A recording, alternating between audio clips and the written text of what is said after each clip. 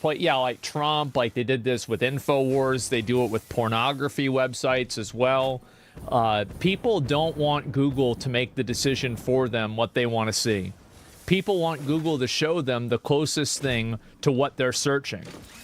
So when a tool becomes a message, well, then the tool isn't as useful anymore. Because aside from the fact that 4 ads before your content feels almost violating, the thing that's even worse is when you consider something called the fold. The imagined line where if you want to see anything past it, you have to take action, like scroll. This is true. This is like kind of a YouTube exclusive thing, but above the fold advertising. So you see how you can see Surfshark, because this video is probably sponsored by Surfshark. They pay extra money for you not to have to click this button to see the ad. And it's referred to as above the fold advertising. Falling down. The term comes from newspapers, where you'd want to put the most important information not just on the front page, but specifically on the top half of that front page, so that people can see it even when the paper is folded up in stacks, above the fold. Now, newspapers never got to a stage of having so much power that they could... It's effectively a YouTube thumbnail. Like, if you think about it from an abstract perspective, it's a YouTube thumbnail. Regularly afford to stick big adverts across their fold. They needed the fold to convince people to get the paper in the first place. But compare that to now, where the entire fold is just sponsored content, and it's starting to feel like Google's gotten too comfortable. Google has become so at ease that they don't even feel like they need to convince people to use them anymore. That's true. I think it absolutely is true. I think Google has established such a large monopoly that they've engaged in unhealthy business practices that are consumer unfriendly. And they've been able to get away with that because of the monopoly that they've established. They used to pride themselves specifically on how quickly their search engine finds you an accurate answer. But now you're either having to specifically invest more time just to scroll past their ads, or trust that the ads have what you want. Amazon also does this. How many of you guys have tried to buy something on Amazon, but the first 3 results of buying something are a sponsor? They Super not. annoying. Otherwise, those posts would be at the top organically without having to pay to get there. It's crazy. Oh, and you might have forgotten, It's different. But a decade ago, these sponsored links used to be highlighted in yellow, indicating... Actually, in fact, I would say Amazon is worse. Because Amazon is a service that you're paying money to use. User in a very obvious way that these aren't organic search results, so that you could just filter them out. And sometimes they were in their own cordoned off section to the right of the results. Yeah, I remember those. Not anymore. Now the sponsored search results look exactly like the genuine search results, apart from... Twitter does this as well. And I think that it's done intentionally. Like, let's be honest, right? It's clearly done so people think that the sponsored results are real results and they click on them. Because people are less likely to trust something that's sponsored. It's obvious. Tiny little, much less obvious sponsored Reddit? text. Yeah, Reddit does this too. All of that is just for when you're searching for answers. Look what happens when you start searching for products. So I've been doing a lot of searching recently for a new chair. Wow. Yet again, sponsored. Not a All single sponsored. organic result inside. What the fuck is this? The fuck? What's this, in Minecraft? This looks like a torture device. Is this like for like is this like a sexual fetish chair? What the fuck? But instead, an entire carousel of shopping ads. And I think there's something particularly interesting happening with these shopping ads. And I'm not even talking about the fact that, no, it's not just you. These product listings are taking up more real estate on the results page nowadays than they used to. They are 34% bigger just compared to 2021. But it's not even that. See, I do a lot. So by 2030, all you're gonna do is you're searching Google for like, what am I gonna buy from Google today? More internet shopping than most people. For one video, sometimes we're buying 20 products. And so while this one is more of a feeling and it's a little harder to prove, it is really starting to feel like with shopping, Google is specifically making the organic search results bad to make the best way to shop directly from the ads. Like whenever... And the thing is that his argument here, he can't prove that. But if you follow the argumentation that a company will do what it wants to do to make the most money possible, you will arrive at that same conclusion. Because that's what will generate the company the most money. That's the problem. Or I'm searching for something specific. Like, let's say I was trying to find the thinnest mini fridge to fit a particular space in my room. Thinnest mini fridge. And would you look at that? Something that completely fits the description I've typed. Yep. A fridge that's not too big and is thin. So the sponsored results are spot on. Google clearly understands what I'm looking for. So what happens when I scroll down and look at the organic results? Okay, first up is Amazon. And nope. That's a travel bag. Nope, nope, nope. None of these products. Okay, so let's go back to Google search and just scroll down. Nope, that's not it. That's not it. That's not it. Nothing here is it. Every one of these. And the thing is, like with this, is that you could easily say that they're making a mistake. But I think with Google, the trust has been lost. So if you see something like this, people perceive it to be this is being done with malicious intent. Fridges is short and wide, which is It's insane the amount of rage bait YouTube channels. If people are unhappy, can't they just stop using it? I think that everybody should find this to be problematic, that a lot of these companies are doing this in a way that's... I mean, at a certain point, like, is this not, like, is a certain degree, like, bad advertising? Is this something that should be regulated? Like, you're searching for something and they're artificially making it worse in order for you to buy their sponsored products. It's deceptive and it's manipulative. Now, is that enough to make it illegal? I don't know. But I think there's a question there. It's bad faith. Yeah, it is. This is puzzling. It could right? very much be bad surely faith. Google, with its current level of intelligence and review data, has the ability to take me straight to the single best rated product for exactly what I'm looking for. And yet, does it not seem a little like Google's playing dumb? The difference between how tack sharp they are with making sure that the sponsored recommendations are spot on, but then at the very least not putting that same effort into their organic results, but maybe even deliberately making them less accurate. And the thing is, like, this conspiracy that he's bringing up, it tracks. It does. There's no reason to think this isn't happening. And also, it looks like it's happening.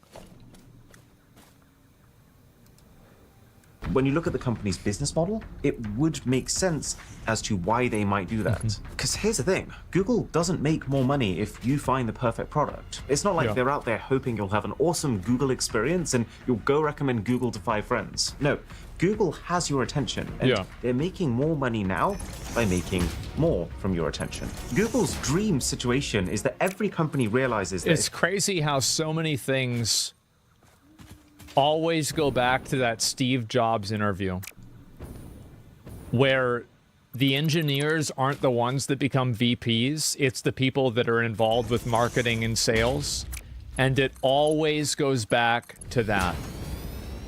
Crazy. They want to sell, they have to pay Google to be part of the sponsored buying section. And I can't shake the feeling that they are trying to create this pay-to-win environment, because this sponsored shopping segment is now not just a way to get a little bit of a visibility boost. It's been designed to be the only easy way for users to shop on Google. Like, for example, let's see what happens when you try and search for something with a little bit more detail. So let's go back to chairs, but this time, world's most comfortable chair. As expected, the shopping carousel is filled with... Come on, bro. That's a $5,000 chair.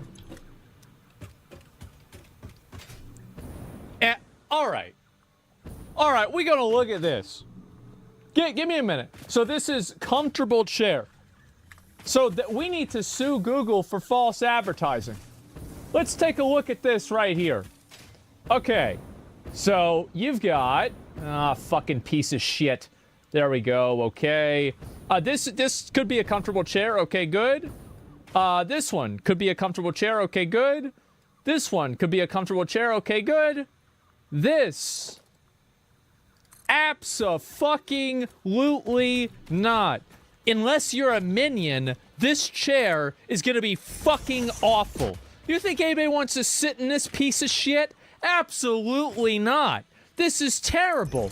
This looks like it comes straight out of a fucking Pixar movie. This could be a torture device. This is at the beginning of a History Channel, like, oh, well, this is what they used to do back in ancient Rome when people said they didn't trust the emperor. This is fucking terrible. And then this one over here, you think this is an executive oversized... Yeah, get the fuck out of here. What a joke. Everybody know. Look at this flimsy ass. Look at that. Oh, what a flimsy ass piece of shit. Look at this. What a joke. Come on. What is this? What is this trash? It's only 120?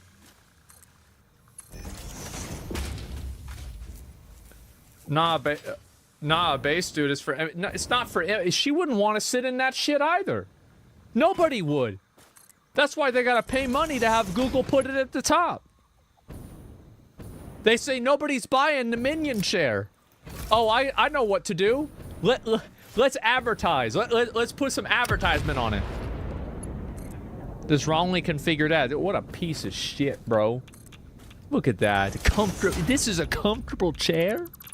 This is a comfortable chair? Exactly the kinds of things I'm looking for. A varied selection of all very comfortable things with links to buy them. Yeah. But then scroll down and most of the search results are just articles. List-based articles, which is a separate, very big problem that I'm getting to. So I actually, in this certain circumstance, I don't have a problem with list-based articles being the most popular thing, because Google cannot make a subjective value judgment on what the most comfortable chair is, but they can lead you to other people who do. So I actually don't think that Google is in the wrong here, except for the fact that they showed the Minion chair on the top as a sponsored product. That's my opinion. He thought for a second, oh, this is a good result. That looks like a very comfortable chair for £75. No, it doesn't. That's the chair Morpheus sat in. No wonder he wanted to take the red pill. I'd do anything to not have to sit in that chair. That's Morpheus's chair from the fucking, The Matrix. Down and you see, this item is available for adoption, not for sale. So I pay.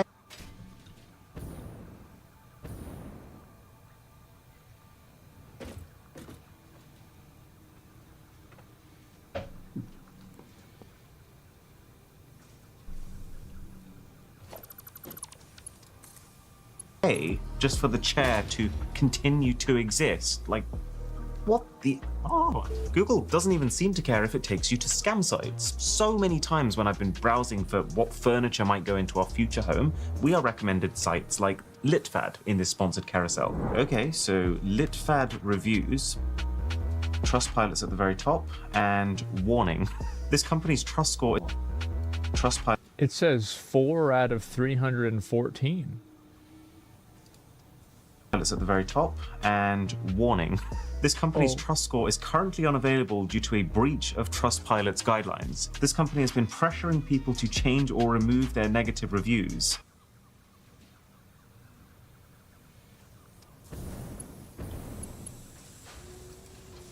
And even then, it's primarily 1 star. Okay, so LitFad is a scam. Beware of LitFad's customer service. It doesn't take Sherlock Holmes to see that this is a scam company. I don't see any way that Google wouldn't know that there are companies like this that they are actively promoting. And So I'll tell you why this happens. And I think he knows this too. Google doesn't do any preliminary vetting for AdSense. And that's why you see so many scam ads on YouTube and other Google products that are using Google AdWords and Google AdSense. It's because Google doesn't have effectively a safety net to stop those bad actors to come in.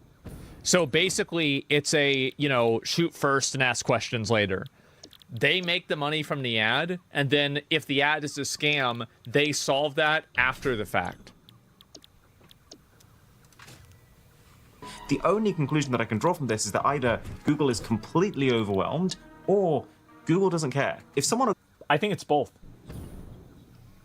I do. I actually think it's both. I don't think Google just doesn't care at all. I don't think that's the only reason. I think it's both. Should they be regulated to take measures preemptively? I actually think the answer to that is yes. if you are monetizing a system that is going through what is perceived, like you're basically allowing people to sell things on your marketplace and you're promoting them, and then in that promotion you're ensuring some degree of quality, I think that they should have a degree of responsibility to do due diligence for not selling faulty products, especially when it's systematic. Like, it would be one thing if, like, I mean, mistakes happen, right? Mistakes always happen. But you have a systematic design that creates scam ads. I think that they should be held accountable. I do think so. I think they don't consider themselves a marketplace. They're still promoting it and making money off of it. Google is watching this, then correct me and it's if I'm harmful wrong. to the public, I would love too. to be Yeah. corrected, or at the very least, promise that you're working to fix this. But it sure looks like right now, as long as a company pays, it doesn't actually matter whether they're a scam or not. They go right to the top. I can't tell you how many times I've accidentally ended up on Chatbot app or Better GPT when I've been trying to search for ChatGPT. There you go. Because they look basically the same, and they're just paying to be ranked higher than ChatGPT. These companies, their entire business model is basically people accidentally clicking on them. It didn't always work. Yeah, pretty much. Like this. Google, when they started out, did not used to make a lot of money, and that was on purpose. You know, there was a time when Google would receive actual fan mail with checks and cash inside from people saying, "We love your product and you deserve to be making more money than you are." And that's... I remember that. I remember in 5th grade, it was the year 2000, and I would go to the computer lab and I would use Google to look up cheats for Super Mario Brothers. Google was the fucking best. Yep. Yahoo sucked dick compared to Google. Yahoo was for losers and grandmas and cavemen. Like the smart people that had brains use Google. because of And the it Ask Jeeves, like you had to be over 65 years old to use Ask Jeeves. founders, who in their original paper presenting Google to the world specifically said, advertising income often provides an incentive to provide poor quality search results. It does. We believe the issue of advertising causes enough mixed incentives that it is crucial to have a competitive search engine that is transparent and in the academic realm. And yet, here we are. In Q2 2024, Google made $84.7 billion in revenue. That's a lot. 76.3% of which came from ads. And about 75% of that ad revenue is specifically from Google search ads alone, as opposed to I think I see why they're doing this.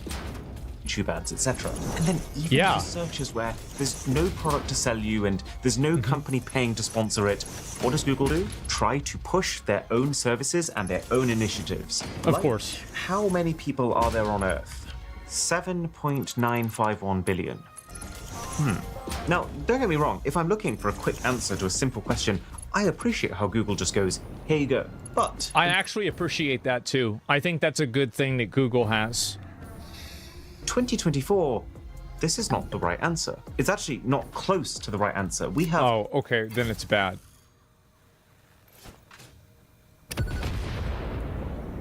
Okay. Yeah, well then it's bad. All right. 8.2 billion people. And if you click into it, you can see that it's showing us the answer provided by Google initiatives, even if the answer is way more outdated than other companies' sources on the internet. But okay, you probably catch my drift. That's a by good this point. Google's search results page is starting to look an awful lot like an old 2000s web portal, which is ironic because it's actually crazy to me how, like, because, I mean, again, right? I mean, we had internet in 2000. By 2001, we were looking at porn. So, I remember all of the pop-ups that had, like, the bright colors that would flash. I'm not kidding when I tell you that modern-day journalism websites are more intrusive than porn websites from 2002. It is fucking insane. One of the biggest reasons that Google actually beat I'm the Yahoo to 10,000th become the visitor? world's Wait, de what? facto e-library was because they specifically didn't try to be one. Well, Yahoo did because they knew they'd make more money if they kept people on their own pages as much as possible. But it's at this stage into my deep dive. You ever have a family member that used Yahoo for like 2 weeks and then like half of the browser is Yahoo toolbars? They just like it's like getting STDs or something like that, right?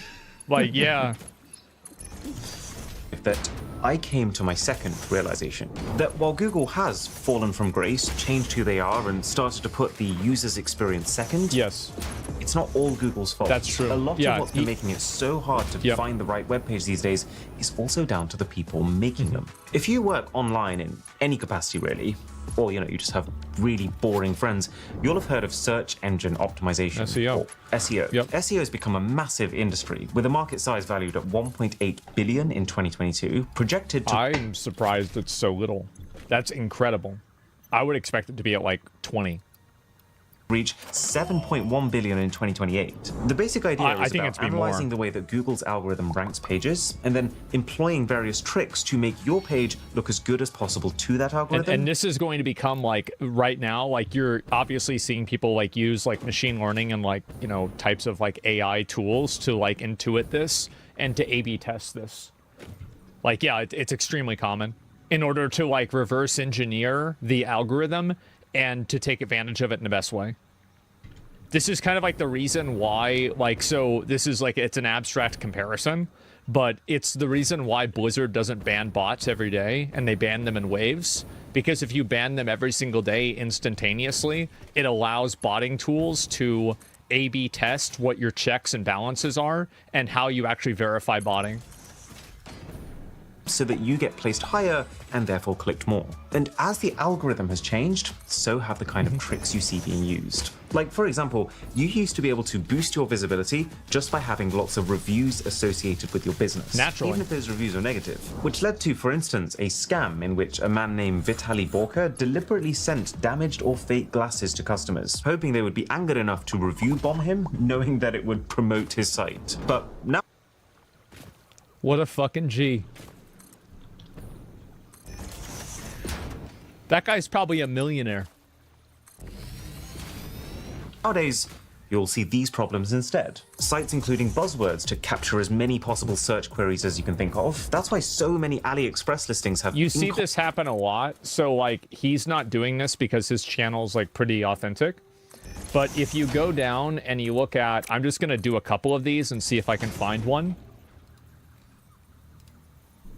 Is that, have you ever gone down and seen in, like, a YouTube, like, About More section, where it shows a bunch of different, like, comments and things like this, like, other, like, search words? Any AliExpress listings have... You see this happen a lot. So, like, he's not doing this because his channel's, like, pretty authentic. But if you go down and you look at... I'm just going to do a couple of these and see if I can find one.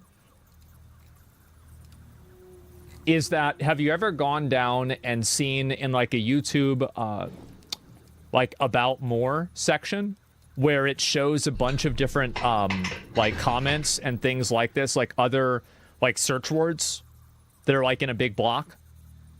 Yeah. Yeah. That's the reason why they do it. Things like this, like, where it shows a bunch of different, like, comments and things like this, like, other, like, search words that are, like, in a big block? Yeah. Yeah. That's the reason why they do it. comprehensible names that are just a string of largely unrelated words. And it's why articles like recipes, which should be so simple, have to start off with paragraphs.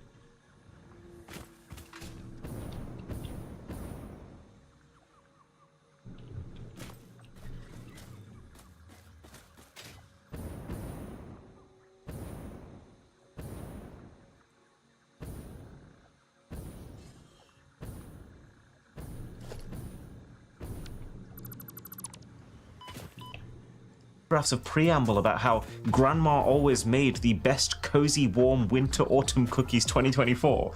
Yeah. Yeah, man. Relatable.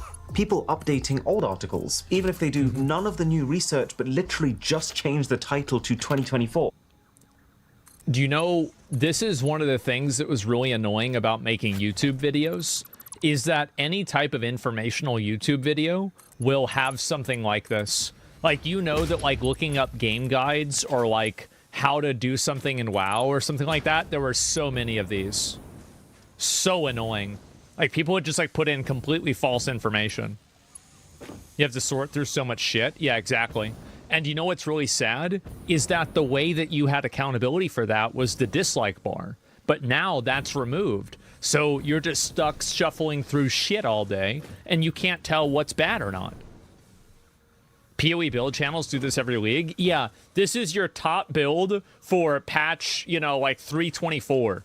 And it's like the new PoE build, and it's like, wait a minute.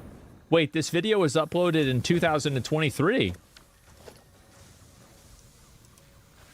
This happens all the time in tech. So many times I've been browsing the best X products of 2024, and I'll slowly realize as I scroll through the list that not a single one is from 2024. The website is effectively trying to scam me by recommending old products that make no sense today. They'll have erased all mentions of it being written in 2021 or 2022. And as far as Google's rules are concerned, if an article has been edited in 2024, it's now a 2024 article. Companies, especially those with lots of ads on their pages, trying everything they can to rank really highly for searches that are totally unrelated to their brand, because they know it'll get them lots of clicks and lots of revenue. Like, why does Forbes have so many articles on supplements? Well, because supplement ads pay a lot of money. But here's the so fucking stupid kicker. The only companies who are pumping out this much content and paying to boost their visibility as much as possible are the ones with a monetary incentive to do so. And the way they do that is being flooded with affiliate links. You can see this very much in... Oh, bro, this is so bad.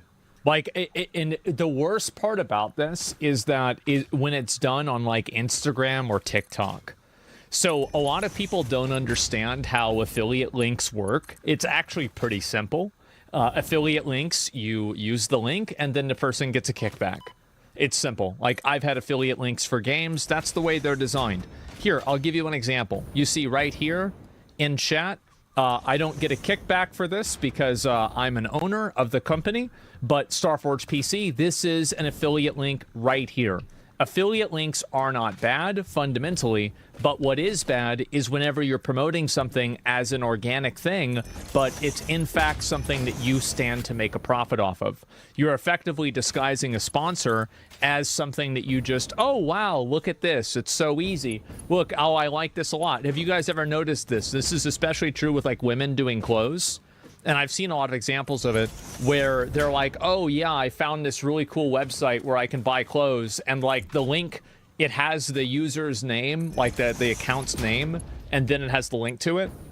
That's an affiliate link, and they're scamming you. Do people normally double dip an affiliate link and coupon code for the content creator? I think it depends on the company. I can't really comment on that. I think it's fine, but it's problematic when people don't clarify it. I don't have a problem with affiliate links. I have a problem with undisclosed affiliate links that are parading as actual word-of-mouth advertising. Like, I don't have a problem with advertising. I have a problem with false advertising. Action, because there are papers showing that only a small percentage of review articles actually use affiliate marketing, but the majority of the results that come up on a search do use affiliate marketing. And that means it's got to a stage now where searching for the best of basically anything is pointless. Almost every single article is a top 10 of products, not selected based on their merit, but in fact just whether or not they'll get a kickback when you buy them. How many times have you reached the #1 recommended product in these lists only to find that it's clearly an imported product from China being sold for multiple times what it's worth? I can Oh, man. Isn't the internet great? What should an influencer do if they act like the product and they want to make an extra buck from it at the same time? I think transparency is key. It's very simple. Just be transparent and tell people the truth. Like, very rarely do you ever go wrong by telling people the truth. guarantee that a large slice of these articles are written with the writer not actually having bought and tested all 10 products themselves, but instead having gone onto Amazon, searched for the highest rated products, ideally expensive ones so they can make more from the affiliate links, and spent 1 hour max compiling them into a list before spamming that list with buzzwords to try and capture as many people as possible who will actually trust this research. So I think that they're actually, like, now that I think about this, I feel like there will be an emerging market for a type of service that will deliver results that are more authentic. Because it seems like Google and a lot of the other search engines aren't really doing that in a way that people trust. I think that there's probably a power vacuum, and somebody could make a product like that that could make a lot of money. DuckDuckGo, that's an example, right? People find problems with that as well. But I do think that there's a power vacuum for something that is a bit above that. Doesn't Google just fix it? Well, determining the quality of a result is actually really complicated. Yeah, it is. The best that they are able to do right now... This isn't Google's fault. There are a lot of people that actively break Google's terms of service and do so with no impunity because they just make new websites. Falsely tagging things in order to, like, get hit by their algorithm is actually against Google's terms of service. In a number of different ways. That's stated inside of the AdWords program if you go through it. I don't know if that's still the case. I'm assuming it is because it's basically just fraud, right? But, like, I know that was the case like 10 years ago. Factor in the reaction of the users. From a Google presentation, what's crazy is that we don't actually understand documents. Beyond some basic stuff, we hardly look at documents. We look at people. If a document gets a positive reaction, we figure it is good. If the reaction is negative, it is probably bad. Right. Grossly simplified, this is the source of Google's magic. So basically what this means is if a page is ranking high and it's getting lots of clicks, and those people end up on that page for ages, scrolling through the mire of deliberately vapid text interlaced with ads to find the actual answer they came for, then the algorithm figures, hey, they spent a long time there. That must be good. Yeah. And the vicious cycle continues. And this happens too, like, here's another parallel to this in social media. Do you guys ever see the hoes on Instagram that are, like, holding the clothes like this, and then at the last second, it'll be them wearing the clothes, and then the video cuts? We've all seen this. This is a new hoe trick. Why do you think that is? Well, that's because Instagram promotes videos that have high watch time duration. So people sit there and they watch all the way through that video, and it counts as a full watch. And one thing that I find is a really unfortunate side effect of this constant arms race between Google and then these slimy growth at all costs sites is that every time Google updates their algorithm to counter the new strategies, they change the strategies. Most of the genuinely good, worthwhile sites that don't keep up with the times and just focus on making good content, those are the ones who get buried. Like mom and pop air purifier review site, housefresh.com, who actually do test the products, unlike the top 10 listicle magazines who don't. Yep. But now we come to the final frontier, because Google's success has always been to do with AI, but now they are integrating generative large language model AI in ways that are mostly making things even worse. You've probably noticed an increasing number of these AI overviews when you're searching for things coming up, and you've probably also noticed they're not very accurate. They often serve you the kind of flagrant... Yeah, how many rocks should I eat? You at least eat one small rock a day. Yeah.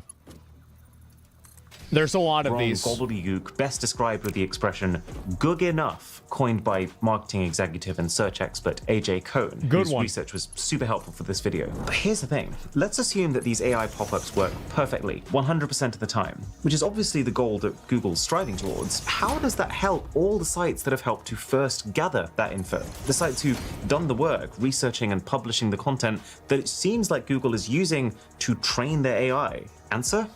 It doesn't. As a matter of fact, it actually seems an awful lot like Google is trying to replace those sites. And on one hand, They are, because Google wants you to only use their service.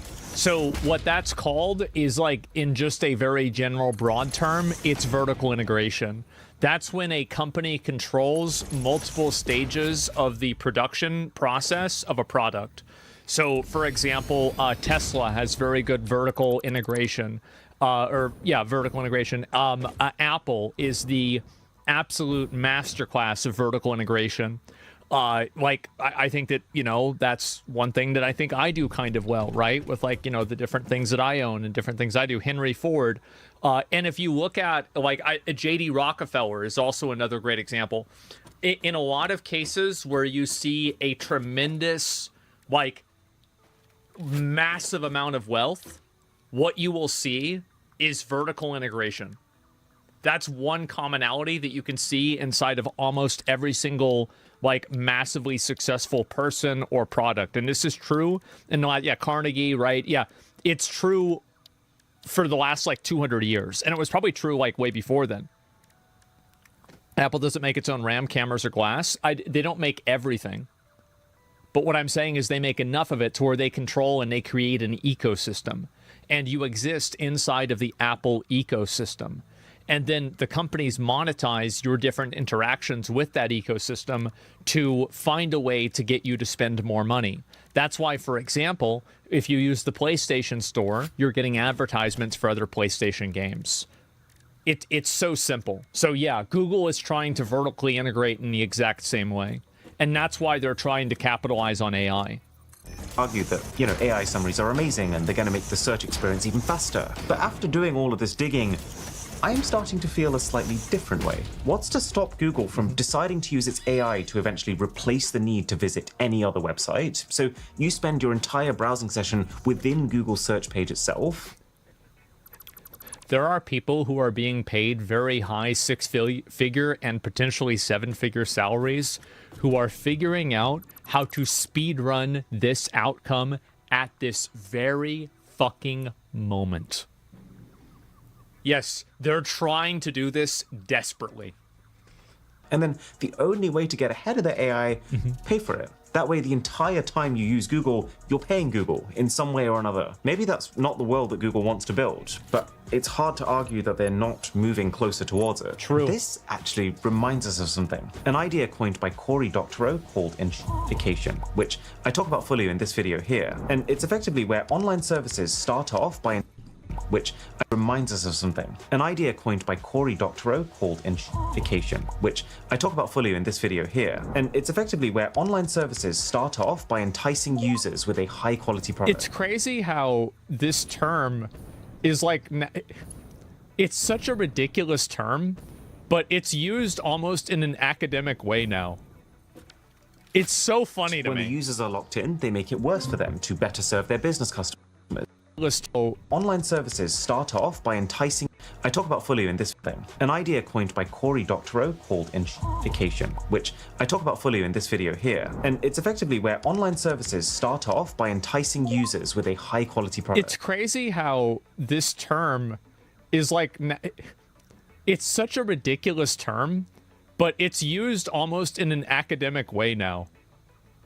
It's so funny to me. When the users are locked in, they make it worse for them to better serve their business customers. And then finally, once both sides are locked in, they start shafting all of them to maximize profits for themselves. By which point, oops, we don't have a desirable product anymore. And I think it's fair to say Google is taking World of War shafting all of them to better serve. Term Start off by enticing users with a high quality product. It's crazy how this term is it's such a ridiculous term, but it's used almost in an academic way now. It's so funny to me. When the users are locked in, they make it worse for them to better serve their business customers. And then finally, once both sides are locked in, they start shafting all of them to maximize profits for themselves. By which point, oops, we don't have a desirable product anymore. And I think it's fair to say Google is taking World of Warcraft, by the way. A lot of games do the same thing. Call of Duty, same thing. Do you think ChatGPT and OpenAI are worse as they steal data under a non-profit model, which allowed them to do that without being sued? Then later they scammed everyone after they trained their model on the stolen data and turned into a for-profit model. Yeah, I think Elon Musk complained about that a lot, and he was mad. I think it's very fair to say that. I find it to be extremely fair. Because he had given them money, right? Big swings into that Yeah, final it's very stage valid. here. And it's going to sting their business customers even more than usual, considering that the very mechanism that they're using to make things harder for them, this AI that they're now having to compete against, only works by stealing their content anyway. Now, Yeah. if you do want the web experience before all of this certification back, then I recommend you install Surfshark VPN for a few reasons. It cleans up your browsing, cookies, pop-ups, trackers. It's got a baked-in antivirus with a ton of features like webcam protection, which blocks unauthorized apps from getting access to your camera. But here's what I think is the coolest. So at this point, you probably know how most VPNs work. They take your traffic, they route it through one of their servers so that all the website on the other end can see is the details of that server. And that's already pretty good, but Surfshark uses Nexus technology, meaning that every one of their servers is connected. Oh, they have this. They do this with crypto for people to launder money.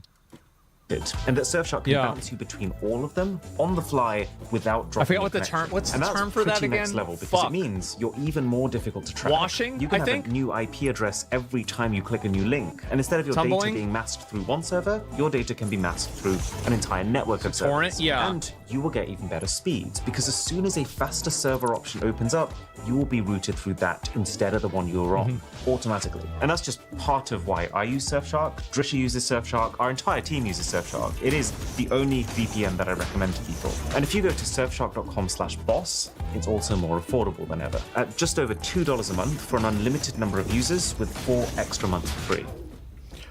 A lot of people are trying to use VPNs nowadays. It's actually crazy how popular it's become. And I'm actually curious. I'm surprised that there hasn't been legislation to try to curtail usage of VPNs. I'm actually surprised that they haven't tried to do that. I don't really go on TikTok at all. I don't know shit.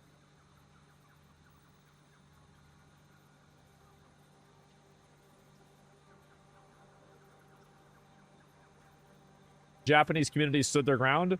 Oh, this has been going on. This apparently was made in 2021. Not the Japanese community and recent artwork drama.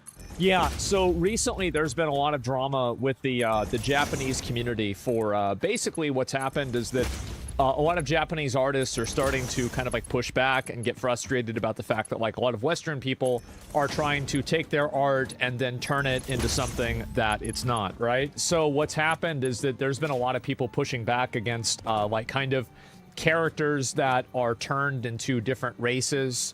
And I think this has been happening for a while, but I feel like Japanese audiences are finally starting to realize it. And so you have a lot of characters, ain't no way they whitewashed her. And then, hi chat, I fixed it. So like they're basically going and changing the, they're changing the gender, or sorry, not the gender, excuse me. I'll just watch the video. It's a 2-minute video. I didn't realize it was so short. I thought it was 10 minutes. Yeah, take a look at this. This has been going on. So apparently this whole thing is from 2021, has nothing to do with this current outcome, but a lot of people in Japan have gotten kind of annoyed by people fixing art by changing the skin color of it. So yeah. Alrighty, check this out. We've got this Japanese artist over on Twitter, BKUB_comic, who's also the creator of Pop Team Epic. And as you can see, they made this Splatoon art that got over 114,000 likes, but got a different sort of reaction from the perpetually angry, always bizarre, terminally online crowd on Twitter. Yeah. Along with crying about this, they also want to kill the guy over that art. Oh, we don't really mean it. It's just a joke. Yeah, like... I think we're going to have to kill this guy. I'm going to be real. I actually think the people that do this should be instantly permabanned. I actually think like any comment like this should be an instant permaban. Like no questions asked, no what about anything, instant permaban, you're gone, no redeeming. I don't know why arrested too, probably not arrested. It's not really worth people's legal control, you know, legal money to do this, but it's a mental illness. Yeah, this is crazy. Of course you shouldn't be able to say this. Is it okay to say, send game-in threats over art? It's not okay to threaten to kill anybody. That's the problem, right? Is, you can't do it to anyone. It's actually really simple. They're gonna learn today. They would immediately change if they were afraid of the repercussions. I've actually thought about, like, collectively going and, like, mass reporting people with my community for typing stuff like this. Because I think it's a huge problem that the internet has, that I don't think that people realize that comments like this do lead to some bad actors going out of their way and doing things in real life. And a lot of content creators have had very weird and bad experiences. Obviously, there's people that have been killed, like that Christina Grimmie girl, but like that's an extreme circumstance. But a lot of people have had like very weird, uncomfortable interactions with fans. And I think that comments like this enable that behavior in a way that is extremely fucking unhealthy. Like, massively fucking unhealthy. So it's like if there's no reason why somebody should be typing this. It's exactly the stalking, murdering, swatting. Yeah, well, it's not just that. Like, I don't know how many like streamers I know that have had to get restraining orders against people because these people won't respect their personal space. And I do think that comments like this do normalize that behavior in a way that's basically indefensible. They'll cry harassment. Well, then I will enjoy harassing them. How about that? Yeah, chat way on a little master report adventure. Yeah, in my opinion, I think if you ever see somebody type something like this, you should be immediately fucking banned. It's not even a question. And it's like also like, because this is, I think it's like we are going to have to kill this guy, right? It's not like you're not hoping this guy dies of cancer, right?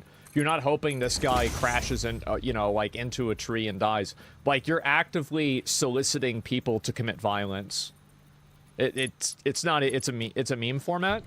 Well, there's plenty of meme formats that are bad. So because something's a meme, is that okay? I don't think that it is. I really don't. Your life. Hi chat, I fixed it. Yeah. What do we do? Just hop in a time machine and go back to 2020? Like, I can't believe people are still acting like this. That's just a few of many examples. Unfortunately, So, let me see. Yeah, he's gonna do it. KUB, the artist, actually capitulated to these terminally online weirdos, which is obviously a bad move, but here's what he says. Regarding the content of this fan art, I received a response that this was racism against black people because the character's skin is depicted as lighter than in the original work.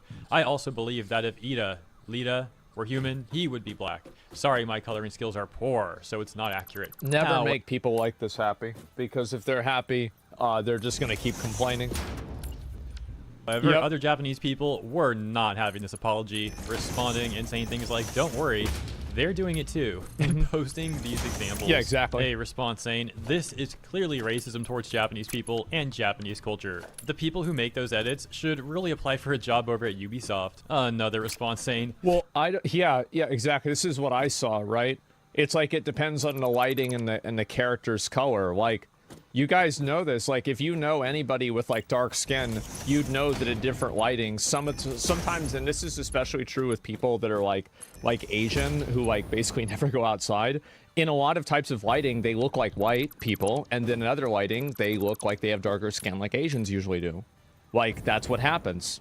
And so it's just what's really funny to me about this all the time is that in a lot of times where people do this, what they end up doing is they end up self-reporting that you actually don't have any friends that have dark skin tones, and you're just doing this to be performative to find something to complain about. Because if you did, you'd know that this is a natural outcome of lighting. Yeah, it's another self-report. Hey, whitewash Obama, and that one got over 83,000 likes. Here's a response with over 36,000 likes that reads, racism against black people is a white person's problem, so don't drag unrelated Japanese people into it. If you want to do atonement, then do it between white people and black people. Keep us out of it. Have the ability to change the color of their bodies, study National Geographic, and try again. Once again. I thought only a squid can change the color of their body, but I could be wrong. I really am not sure. This is just a few examples of many, many Japanese people defending BKUB. Both? Oftentimes in the past, Japanese people seemed reluctant to defend each other in these sort of situations, but now it seems like many Japanese people are sick of these Twitter cops. And that's certainly the case outside of Japan as well. In this video, I mostly showcased responses from Japanese people. However, people from all across the world have largely been mocking the Twitter police. Now let me know what you think about all of this in the comments. As always, thanks for tuning in, and if you enjoyed my brief coverage, consider liking and subscribing, and I'll see you in the next one. This was so funny to me. Like, I'm gonna be honest, I think this is so fucking funny that people are getting mad about this. And it's like, how do you like? And I'm very glad that at the end of the day, I'll link you guys the video. Like, it's a 2-minute video, but this has pretty much covered everything that I was gonna say. Yeah, give it a like and link it. Yeah, I can. I watch Hero High's videos all the time, especially recently. So make sure to give him some support. And I see this, and it's like, I think that people are just tired of being told what to do by people that self-identify as their mental illnesses, right? Like, I just don't want to be told what to do. I don't want to be told what to think. I don't want to be judged. I don't want to be, you know, talked down to. I just don't want to deal with that, right? I don't want to deal with the person telling me what to do. Like, it doesn't really matter, like, what the reasoning is for it or, like, whether you think that you're in the right or not. Just stop telling me what to do, period. That's it. Don't tell me what to do. Don't tell me what to say unless I am breaking the law or threatening harm on somebody, like I said earlier. Just leave people the fuck alone, right? And, yeah, 15 flags in their bio. Yeah, as I said, the fucking... the nightmare rotation of having the Palestine flag and the trans or the gay flag in your bio. I think that they should do something where every single person who has both of those flags in their bio gets permanently banned. Like, I think so. I feel like it would just be doing everybody a favor. It's so dumb. Don't forget Ukraine. Well, Ukraine isn't antithetical to gay rights in the same way that Palestine is. It's just not the same thing. Yeah, they get a free trip to Palestine. Yeah, exactly. Is banning not freedom? It's not. But these people have been too free for too long, you know? Why do they call specific countries racist when they themselves are racist and need help? I have no idea, honestly. Yeah, I don't know. Ukraine fell off? Well, I don't think Ukraine fell off. I think that Russia fell off, and Ukraine has been able to hold them back in a big way, and Ukraine is they've even launched counterattacks into Russia. So Ukraine is doing quite well, I would say. And I think that, honestly, things are going pretty much about as good as they possibly could go. Right? It's a weird take. Yeah, exactly. It's not really. I mean, it's bad for them, for sure. Like, I don't want to act like the war is a good thing, okay? I'm just saying that Ukraine is fighting back in a way that I think nobody expected to see happen. Yeah, I think so. And they'll receive a hero's welcome there? Well, I'm not sure. The Actman video from Bungie? No, I didn't see that. Ukraine is nationalistic and a racist country, and it supports Nazism? Yeah, well, when you find me some videos of Ukrainians going around and collectively stoning or killing a person for being gay, like they do in places like Palestine, then I can say that the two things aren't congruent. But until I find pictures and videos of that, I'm going to say that Palestine and trans rights or Palestine and LGBT rights, these are two things that you can't support at the same time. You can't do it. It's so annoying. And I think that if you see a person that's doing that on Twitter, you know that they are a vapid, emotionally charged baby that puts no thought into anything that they say or do. And all they're doing is looking to have the right opinion about the current thing. That's all they're doing. People talking shit about Ukraine is a big self-report. Well, I understand, like, there are, like, complaints that people have about Ukraine. I think some of them are fair. But overall, I would say that Palestine is definitely much less aligned with us than Ukraine is. If you're not sure about that, look at who Palestine supported in World War II, right? Pretty simple. So, yeah. You can not want a genocide and also want rights for gay people? No, you can't. Because the people that want that you're like fighting against the genocide for would genocide gay people. No, you can't. Nope. They're the ones that are going to like, if they had their rights, they would be genociding gay people. So no, I'm not going to create a genocide tier list. They're all bad.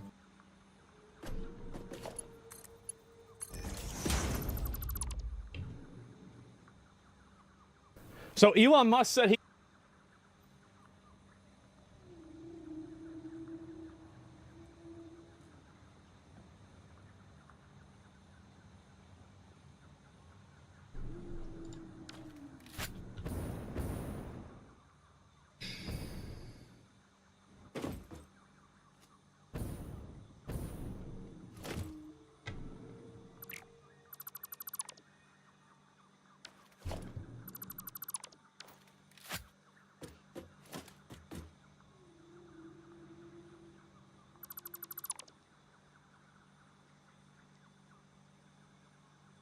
as no surprise to anyone, the kids' content is insane. I find it to be very funny that the meme, "the kids yearn for the coal mines," has actually turned out to be true. But instead of it being coal mines, it's just Minecraft. Here we go again. YouTube Kids. Oh boy. Oh boy. Minecraft kids content is among some of the most popular and profitable niches on the YouTube platform, and has been ever since the game came out. It's what I, and probably you, if you're watching this video, consumed in some capacity growing up. However, I did not. I was too old. Somewhere along the way, things changed, and what once was a community filled with wholesome YouTubers, mostly, who made their content with good morals and intentions in mind, has now been almost That's on YouTube Kids? Are you kidding me? completely overrun by selfish vultures who abuse this niche daily, spitting out low-effort, mind-numbing slop content that constantly Adopted by 100 TV women and microwave sisters in Minecraft? What the fuck? exposes their viewers to all sorts of the hell is going violent, on? and sexually suggestive imagery for a few extra clicks. The fuck? All of this was covered in my previous video on the subject. However, what I didn't mention was that I left a lot of things out in that video. What? Disgusting, harrowing things that probably would have gotten my channel completely demonetized. But after seeing the overwhelming support for my last video and the infinite amount of people commenting their personal, horrifying stories with this content, I feel obligated to get to the bottom of this rabbit hole. A rabbit hole worse than you and I could have ever imagined. By the way, I think Minecraft kids I think it's kids content in general. It's just that Minecraft is a really popular kids game, so a lot of people use Minecraft as a way to get kids involved with it. So like, I think that kids are intrigued by like really weird stuff. And I think that usually like a parent kind of guides the kid into not getting like involved with that weird stuff. But like, I think on YouTube, they're trying to do the exact opposite. What parent? Oh, the parent's the YouTuber now. Yeah.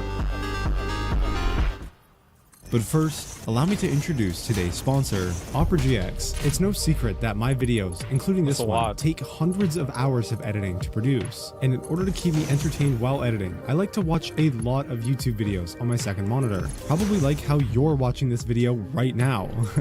No. Don't think I don't see you. But for the longest time, I had a major problem in which my old browser was taking up so much RAM to show these videos, where it would often literally crash my computer. However, after switching to Opera GX and using features such as GX Control, which allows you to limit how much RAM and CPU your tabs can use, I've been able to edit for hours and watch my boy Sam Sulek in peace with no issues. Now I know what you're thinking. Caleb, is he still alive? Already heard of Opera GX, and I know that they have other amazing features such as a built-in VPN and ad blocker and forced dark mode. Oh, good for him. Any page. Great. But did you know that Opera GX now literally has infinite customization? This is thanks to their new feature, GX Mods, where in just a few simple clicks, you can access and download any of the thousands of pre-made mods that are available in their store, allowing you to change things like your wallpaper, background I think music. you're going to see a lot of more people using these different browsers as soon as ad blocker becomes harder to do with like Chrome and like potentially Firefox. You're going to see a lot more people come over to these other ones because it's just like ads nowadays on like these websites are just so bad. They're awful. Keyboard and browser sounds to a theme that maybe represents your favorite game, or have everything be a metal pipe. Nice. For some reason. The choice is yours, and it's as simple as clicking this mods tab here and searching the mod store for the one you prefer. My favorite recently has got to be this Minecraft fireplace, which honestly brings such Space a cozy Marine vibe. 2. Perfect All for right. accompanying my late night gaming or editing sessions. But probably the best part about GX mods is that you can mix and match them, like I did here when I downloaded this lavender purple key switches mod. Mods to are change all of my spyware? You typing think so? noises to sound like this. which is just so satisfying. I could honestly listen to it all day. And if Like that's not enough for you, 1990. Opera GX has so many more helpful features, like their own version of ChatGPT built into the sidebar. So if you ever need help with some homework, research, or in my case, some inspiration for editing, this thing's got your back. Not to mention, all of your bookmarks and extensions can just port right over. So why not try it out today? Download Opera GX for completely free right now and support the channel by going to operagx.gg/CalebAssaulty2 or simply click the link in the description. Thank you to them for sponsoring this video. And now it's time. That was a long to go down ad. the They rabbit better hole. have paid him a lot of money. All right, guys, you ready to have the scariest night of our lives? Yeah. Alrighty, let's figure out where to go first.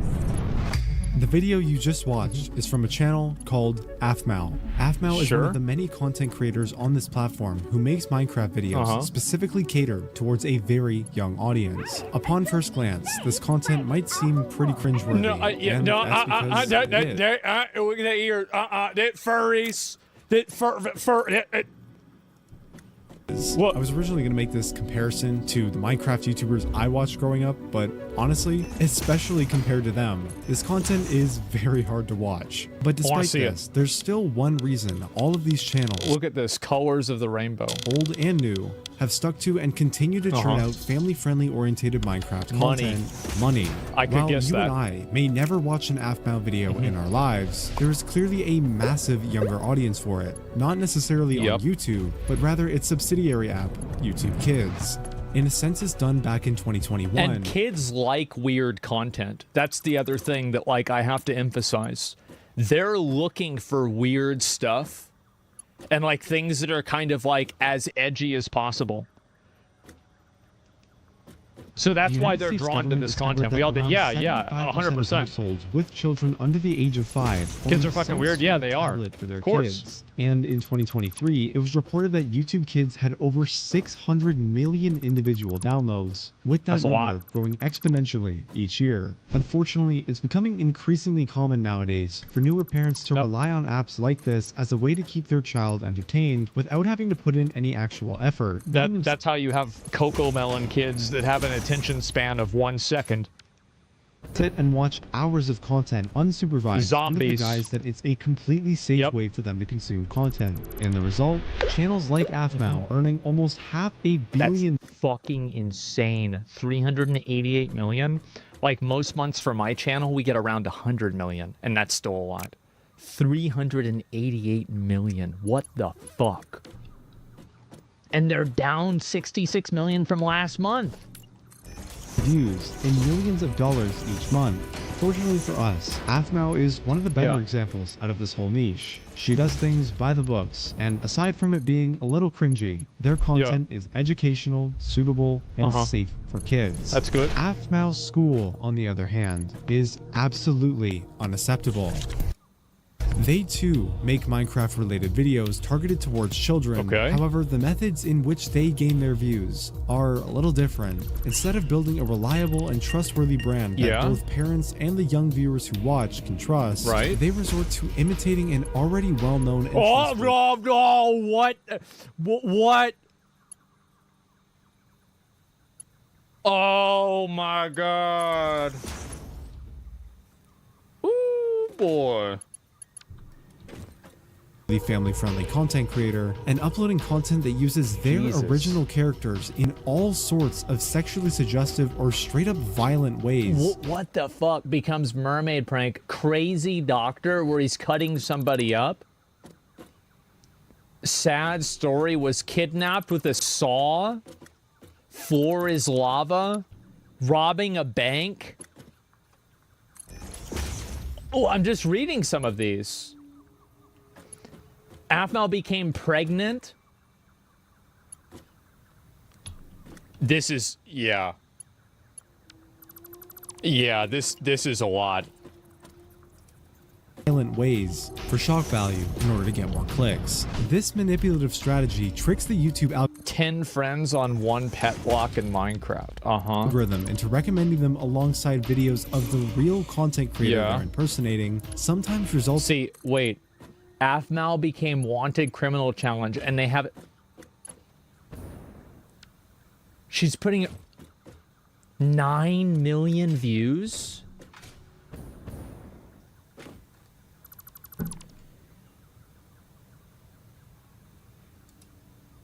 in these fake videos, gaining millions more views than the original. I mean, this channel alone has made roughly over $100,000 in just a short year and a half they've been posting content. They also have 118,000 subscribers, which is more than me, so please wow. subscribe. And of course, Athmail School is just one small example of the many perpetrators who make money this way. Well, this was the whole Elsa Gate thing.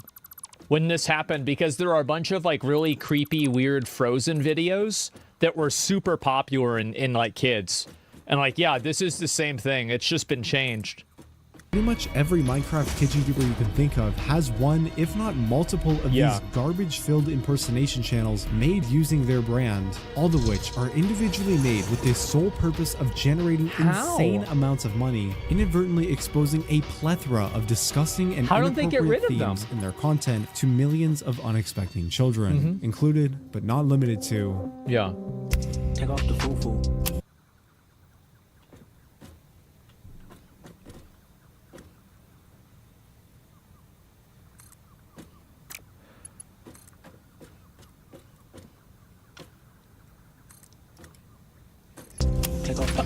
I just...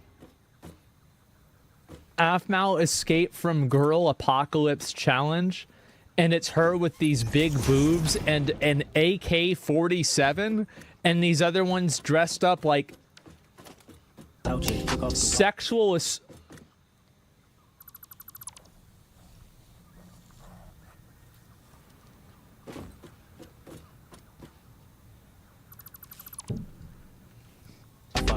Take off the money phone, take off the card, take off the flex and the white loss. Childbirth gore, medical procedures. Wait, there's suicide videos?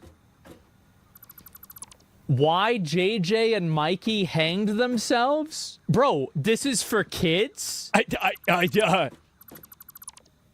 What the fuck? Top five. Take off the Athmail and her baby sexual, and this has over 100,000 views. fabricated streams and the microwave memes. It's a real world outside. The question marks, what the fuck? I have a gun. We just tied you to the bed. Just don't shout and everything will be fine. We're going to the girl's house. We knock them out and then tie them to the bed. We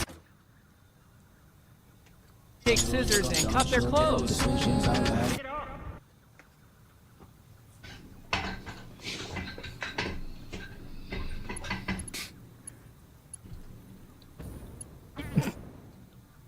This is like shocking. Wow. But like I said, I've already discussed this before in my previous video.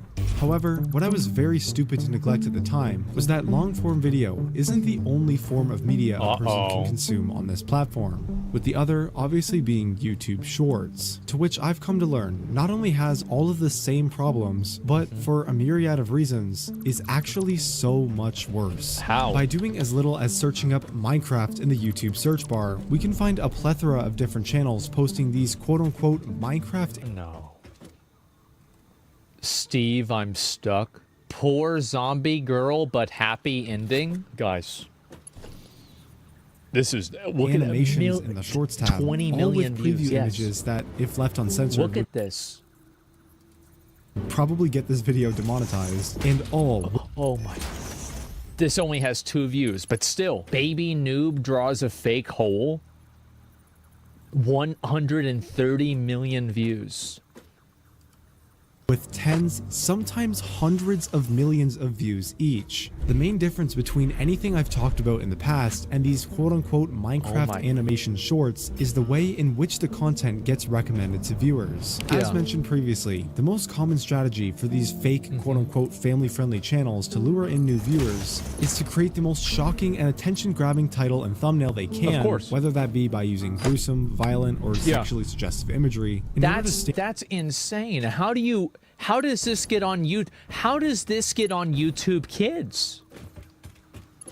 That's like, what the in the fuck? viewer's recommendation feed in comparison to other videos, subsequently resulting in more clicks, more views, and more money. After all, that's the only reason they even exist in the first place. Yeah, of course. However, YouTube Shorts work a little differently. Since YouTube limits their shorts to a maximum length of only 60 seconds, as well as having no support for custom thumbnails, these channels instead lure the viewers in with the actual content of the video. And yeah, very quickly it becomes apparent that these quote-unquote animations are just straight softcore pornography using And look, by the way, 1.1 million upvotes. That means this video, like if you've got a million upvotes, that means this is like a multi-million view video. This is massive. Minecraft to mask itself as family-friendly content to bypass the YouTube Kids algorithm. Oh my to get, god! Like I said, tens, sometimes hundreds of millions. 26 million Not to mention views. the fact that these channels specifically abuse the system and take advantage of the way YouTube Shorts are set up. Everyone knows that YouTube Shorts has this sort of doom scroll / infinite scroll interface, where instead of giving the viewer a bunch of random recommendations and then allowing them to specifically choose what kind of content they want to consume, just gives you one. The app practically just shoves a bunch of random videos in the viewer's face without a choice, and no matter how much they might not be interested, they will always watch at least a small portion of it before scrolling away. Right. Channels like 11.3 know this, and that's why they made sure to put Minecraft characters that look like this in the very first second of each video. It's not even like they're trying to hide it. This channel, Alex and Steve Animation, which has 5.3 million subscribers and over 1.6 billion views, not only does the exact same thing, but they also have a direct link to a Patreon account that creates fully NSFW drawings and videos accessible by anybody with just one click. This video's not even halfway over. Like, this is crazy. Like, how? How is this? It's not even halfway done. Oh my god. By anybody with just one click. The craziest thing is, this isn't even the first time someone's spoken out about these issues. Yeah. A handful of creators have already made similar videos, both The illegal Minecraft videos YouTube won't take down. Monster School? Baby Monsters Love Challenge? Oh my god. Oh my god. This is YouTube on this massive problem, as well as encouraging their audience to mass report any bad channels they've mentioned, but every time, YouTube manually demonetizes and shadow bans the video and the algorithm. Yeah. Specifically for showcasing clips of all the nasty things these channels upload. And by the way, look at the views on this shit. This is crazy, and look how fast it's going up in a lot of these cases. They're popping off like crazy. In fact, friend of the channel and fellow YouTuber The Mr. Epic uploaded 2 separate videos calling out these channels to YouTube while taking the extra step to manually blur and censor anything that might be considered non-advertiser friendly. Yet still, despite his best efforts, both videos would get demonetized. All the while, the original content that was being used in his video and all of the channels related to it are not only still active, they're but continue to monetized? remain fully monetized as well. So basically, How does this happen? This is insane. I'm just wondering what happened with those 2 videos that got demonetized. Can you kind of explain the situation around that?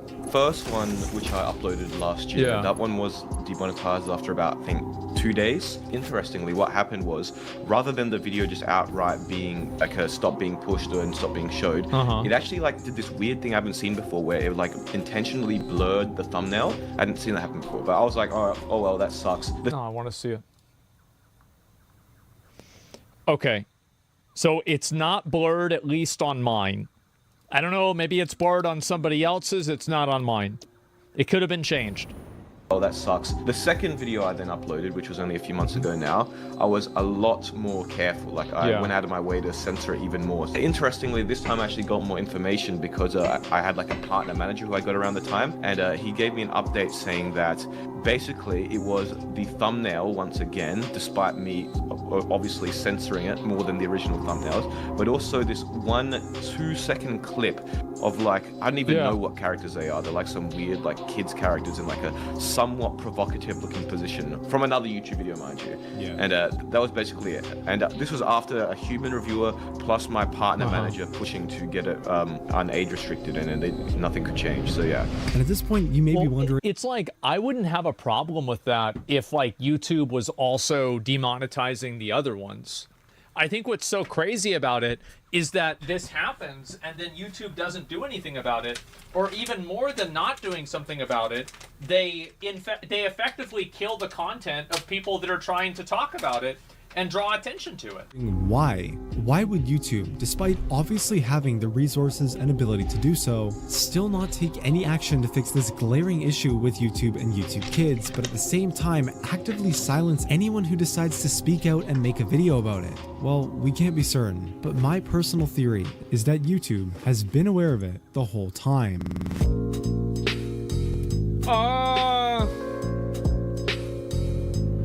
I don't know. Like, I mean, think about it. These channels generate billions of views and, by proxy, an unfathomable amount of money. This revenue is generated entirely from the money advertisers. I don't agree with this. The reason why is that if you look at, like, for example, ElsaGate or like other advertiser adpocalypse situations, I think that allowing this to happen, and then if people draw enough attention to it, everybody gets mad, I think it's damaging more in the long run. I do. I think it's damaging. Like, yeah, they might be making money short term, but the long-term damage that it does to advertisers is probably like infinitely more.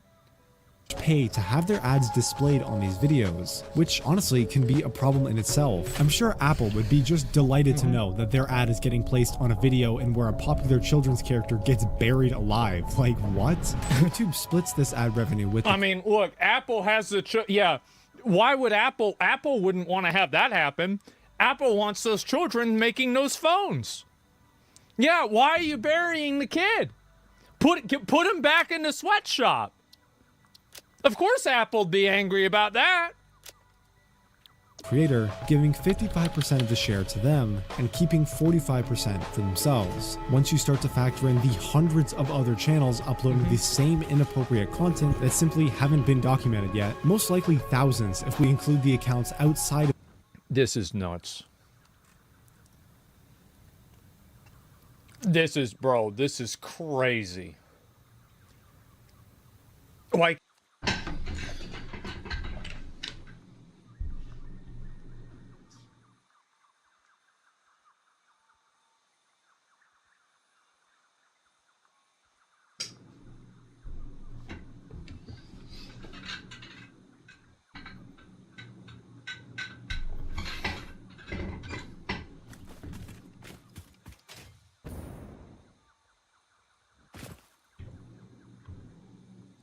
these kids are getting spawn camped into being furries.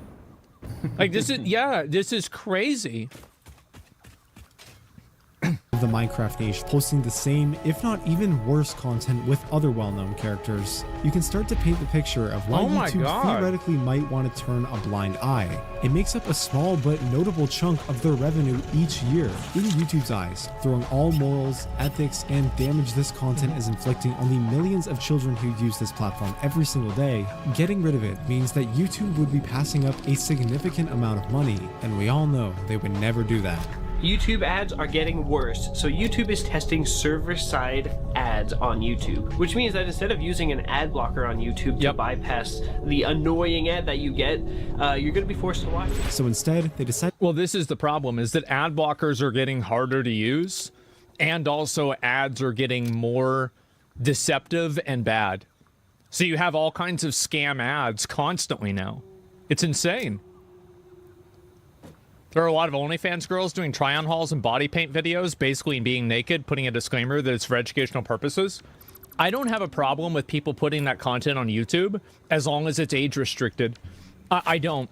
Like, it's not a big deal to me. But I think that, like, making content that's tailored towards kids is the issue. Like, let's not try to, like, confuse the two things. Like, making sexualized Minecraft content on YouTube Kids for the target audience of 5-year-olds is very different than a girl that does OnlyFans putting on clothes in an age-restricted video. This is totally different. To take the much easier route of ignoring the problem for as long as possible, knowing they have plausible deniability because they could just blame their algorithm or something like that. Yeah, sure. Oh, we had no idea this was such a big problem. It's just an issue with our algorithm. Wait, what? And quietly rake in massive amounts of money while simultaneously silencing individual creators who make videos attempting to expose and raise awareness about this issue. Yeah, I think... Unfortunately, we are a much smaller and easier target to deal with. My videos, which are like more censored than the ones online, are getting flagged, and the human reviewer is saying that, hey, this is not appropriate, we can't have this, and how are like exactly full channels allowed to exist, right? There's like, no logic, right? Exactly. It's like, how is it that... So if a thumbnail of this channel's content can't exist on YouTube, then how can the video that the thumbnail is from exist? It's common sense. They need to fix their human review system and either allow my content or they need to block other content that I've increasingly censored, right? Like, it can't be this weird middle ground where somehow my videos are being censored yet the other ones are not. Yeah.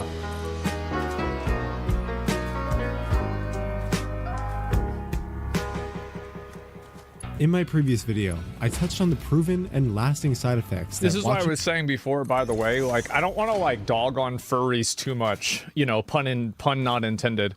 But, I really do think that there are furries that try to, like, Trojan horse their type of fetish into content for underage people.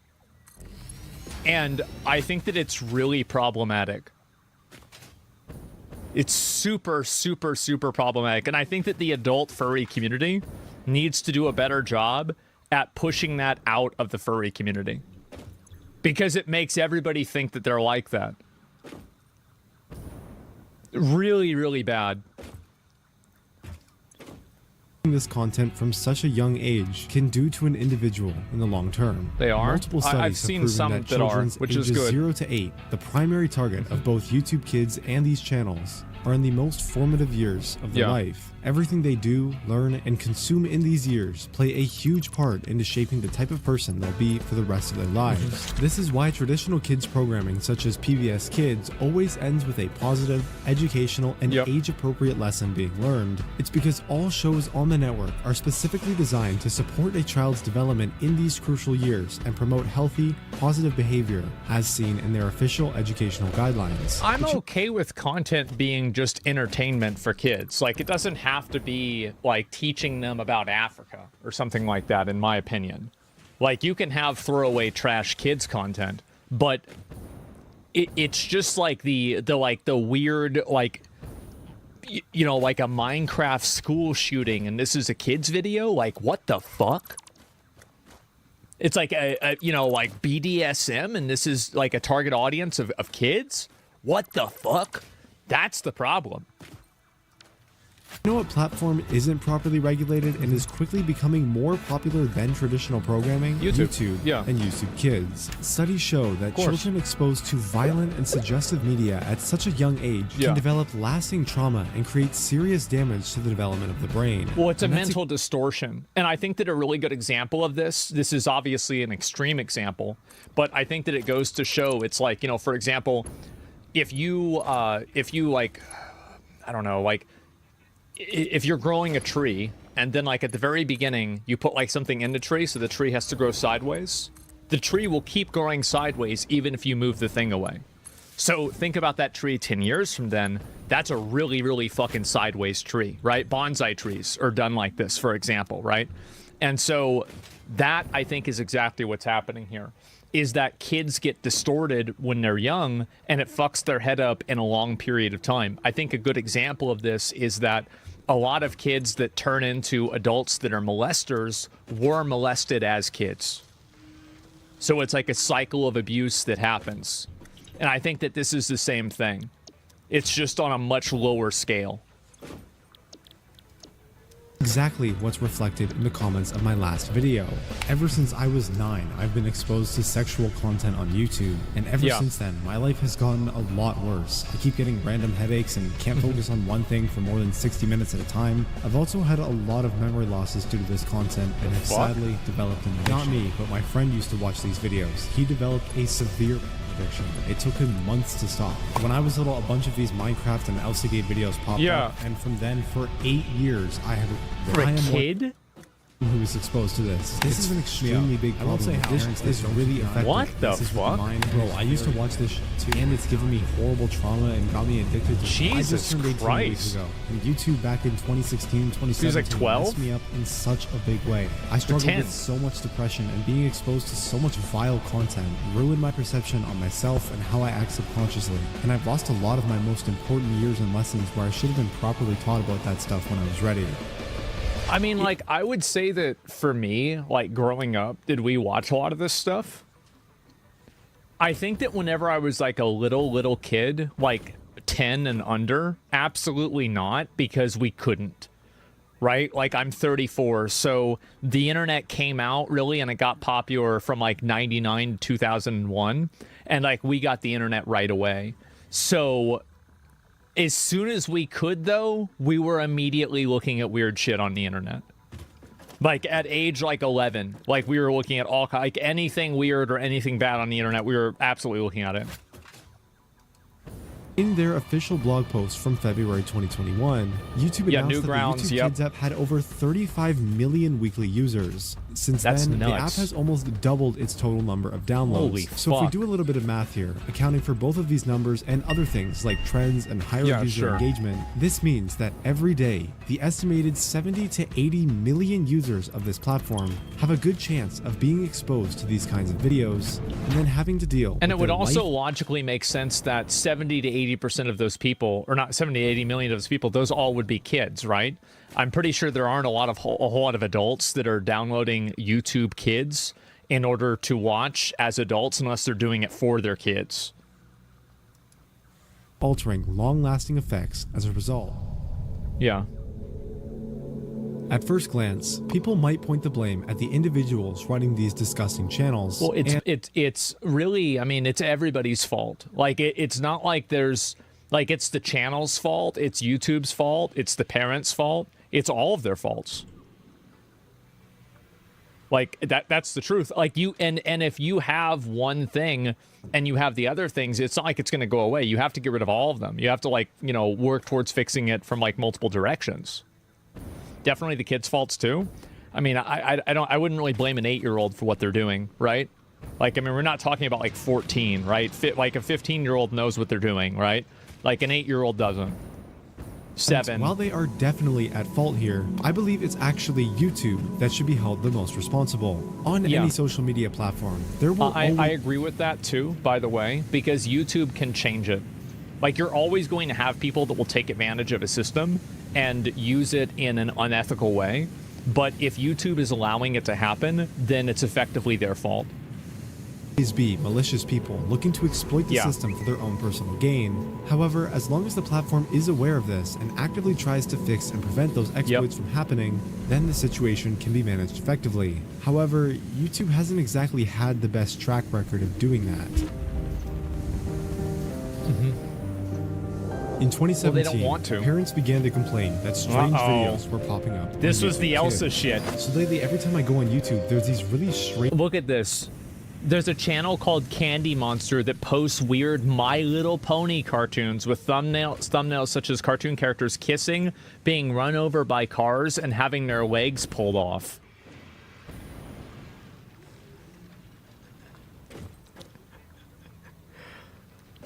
Yeah. Videos showing great. up on my trending page. I mean, they seem to be aimed at young kids, but they're super creepy and disturbing.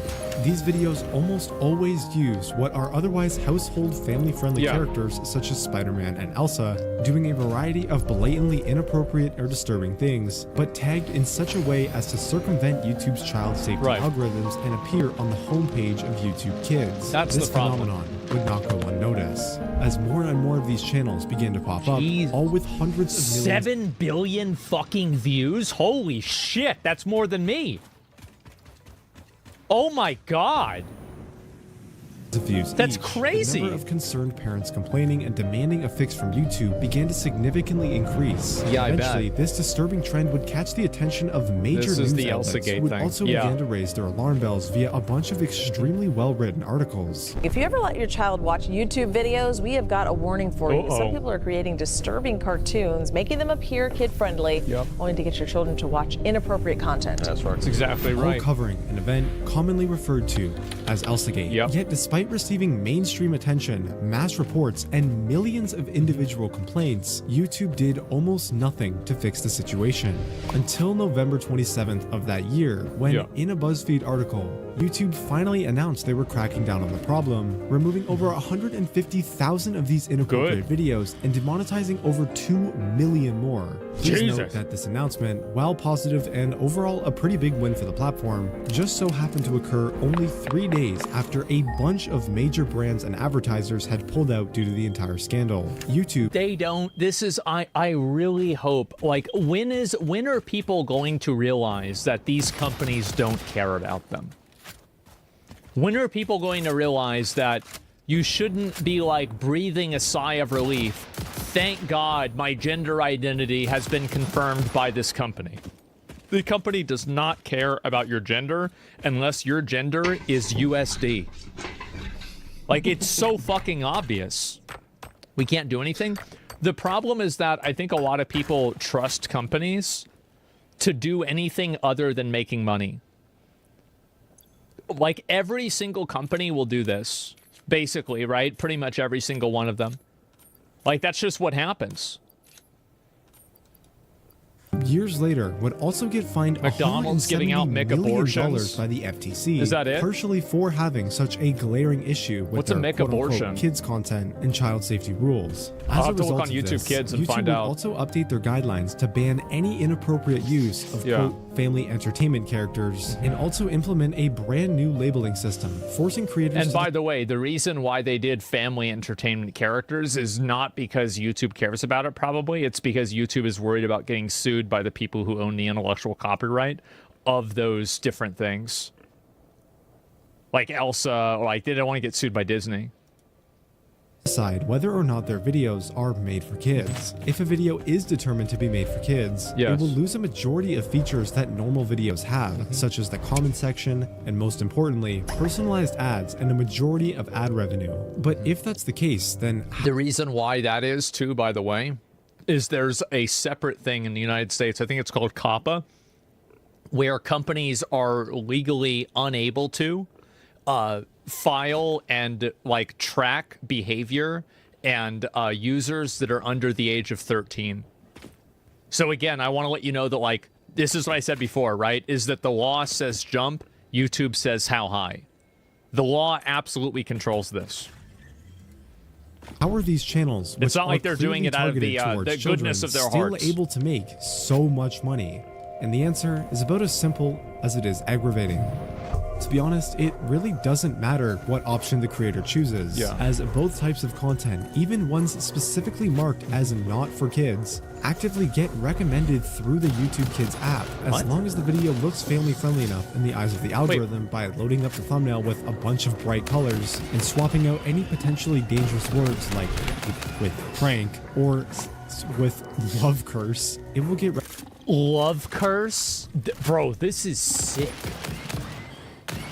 Oh my god. Just the same. And there's a really easy way to prove this that you can do yourself. Just go to literally any of the channels I've mentioned so far, click on a random video, and take a look at the engagement on the actual video. For example, this video has 213,000 views, yet only 1,100 likes and only 40 comments. You know what? That is such a great argument. He's basically saying that this is proof that it's being recommended through YouTube Kids because of the ratio of likes and comments. Absolutely. Great fucking point. This is because when you watch a video on YouTube Kids, it doesn't have any of the extra buttons or features. It only allows you to watch the video. Exactly. But since the video is still coming from YouTube, it still counts as a view. And the only engagement that's actually getting left on the video is from other kids using the regular YouTube app, probably using their parents' account. That's right. Yeah, it's pretty easy to tell by the quality of the comments. Yeah. Kind of funny how even though YouTube implemented these supposed changes to make the platform safer, it appears it's now easier than ever to run one of these content farms. Due to its simple editing style, low production costs, hell, even the recent developments in AI technology, specifically for voice lines and text-to-speech, it's no problem for a single person with no moral compass and enough free time to start operating a network of these channels, pumping out And I think also another problem is that a lot of the people that are doing this are probably doing it in countries like India. Right? They're doing it in China or like Russia. So even if you try to like hold these people accountable, it's really hard to do that because of international laws. So it's like, yeah, you can say, oh, well, let's arrest these people. Okay, well, how are you going to arrest a guy that lives in India? It's really hard to do. Of these videos a week, all while facing absolutely zero public repercussion or backlash and remaining completely anonymous. In other words, it's the perfect crime. Yeah, of course. But it's like let's take a step back. They're farming so much money. Because my understanding is, and this is not, like, I don't really know this because I haven't done it myself, but my understanding is that YouTube Kids, like, you know, like view for view, dollar for dollar, makes a lot more money than, like, adult YouTube. Like, it just does. It makes way more money. And explore a rather outlandish question. Okay. What if the owner actually wants to be found? This is Neil. For the sake of anonymity, that's obviously not his real name, but as you can probably guess by now, Neil makes a living by owning and operating one of these Minecraft Kids content farms. However, for many reasons we'll dive into shortly, they might just be the worst of the worst. No. Because it's one thing to upload this disgusting content with the goal of monetary gain, but what's even more worrying and truly vile is owning channels like these, then trying to communicate with your audience and lure them off the site. Earlier, who could have guessed? Of course.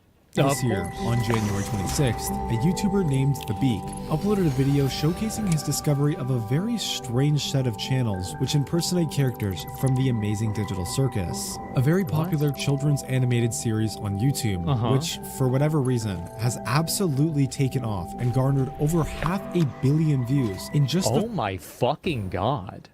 That's insane. First 2 full-length episodes. Wow. In other words, it's just another example of these channels exploiting familiar and trusted family-friendly characters for views and tricking children into watching content that is all but family-friendly. Let's take a quick look at what Neil thinks is acceptable to post.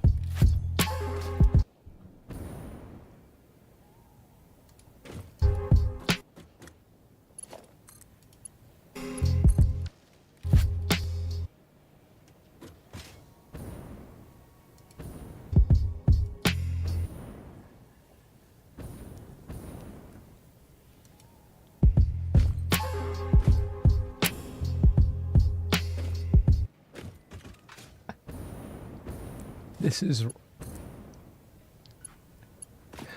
is vile. This is insane. Not even SpongeBob. Yes. Oh my god. It's an hour long.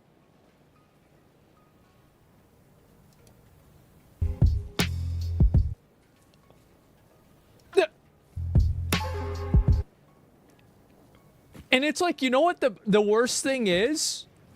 Every single one of these are non-consensual. Every single one. This is crazy.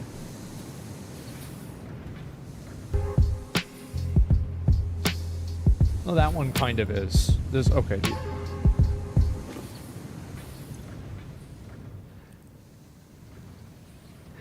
This is sick. This is so sick.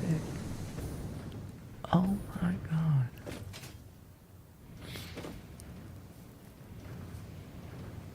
Oh my, this is, wow.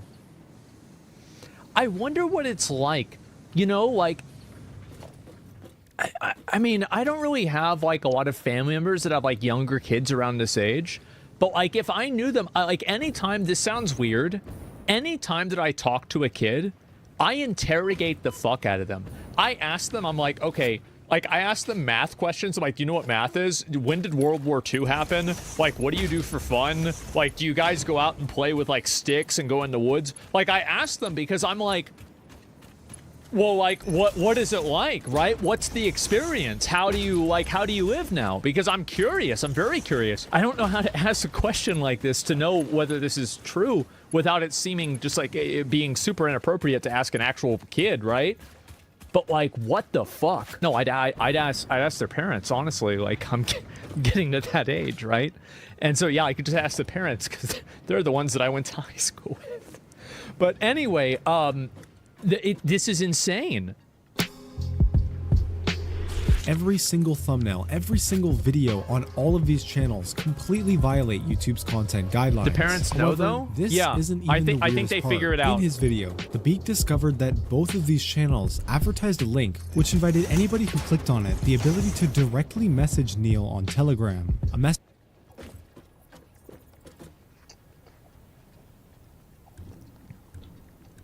I'm shocked. You shouldn't be.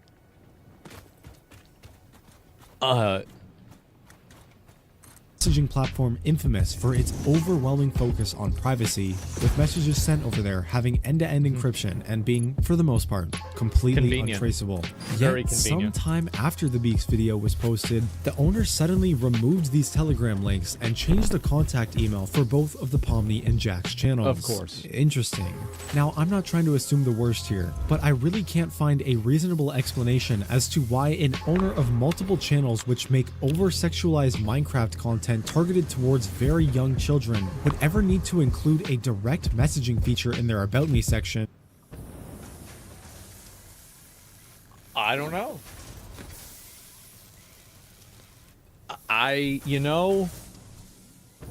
Who knows? It's a mystery. Your guess is as good as mine, guys.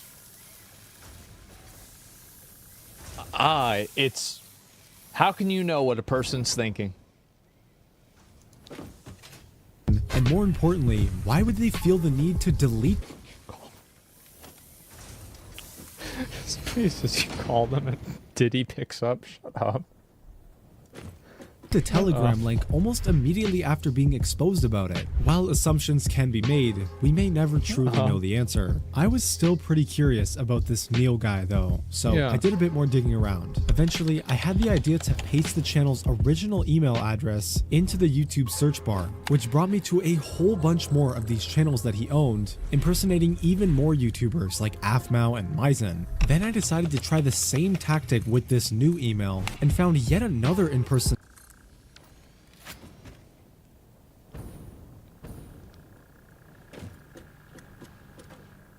Oh, God. Channel he owned, which contains another sketchy link, this time leading to a Ko-fi page that sells NSFW content of their characters, which, of course, comes with another direct messaging. Endless Love Charlie.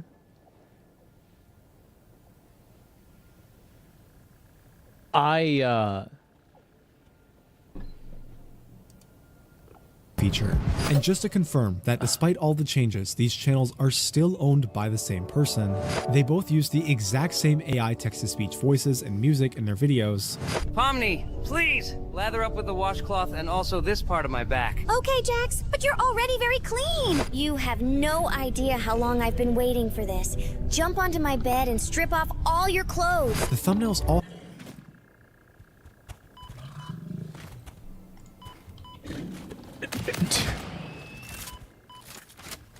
Oh my God. I feel like being a kid nowadays, it's like playing like an expert level Mario Maker level. It's insane. Like, you're cooked, yes. Have the exact same very specific art style as if, you know, they were commissioned by the same artist. Imagine The that. titles are all very similar, often using the same set of keywords across Right. all channels, like course. what is he planning and what is he up to. What are they? Also, all of the channels oh. were created roughly around the same time in mid to late 2023. It's a common theme for all of these YouTube automation people and content Right. farms to start Of all course. of their channels at once. And that's exactly what happened here, with the Jax and Hasbin Hotel channel even being created on the same day. And most importantly, the NSFW Ko-fi page has perks listed in Russian writing, Oh, which that's just so convenient. happens to be the exact same language Neil's real first name is displayed on his old Telegram How link. convenient. I'm sure these are all just a series of interesting coincidences that just happen to occur at the same time. Wow. Isn't that interesting?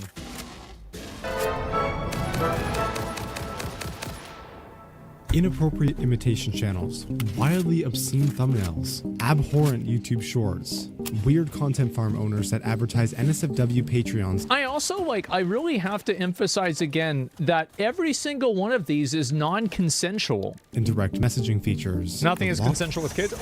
I'm not saying it's with, well, it's not, the characters aren't kids. I don't think, right? I feel like they're not kids. Like, they're like adult characters. Or at least, like, they have, like, a, you know, like an adult body, kind of.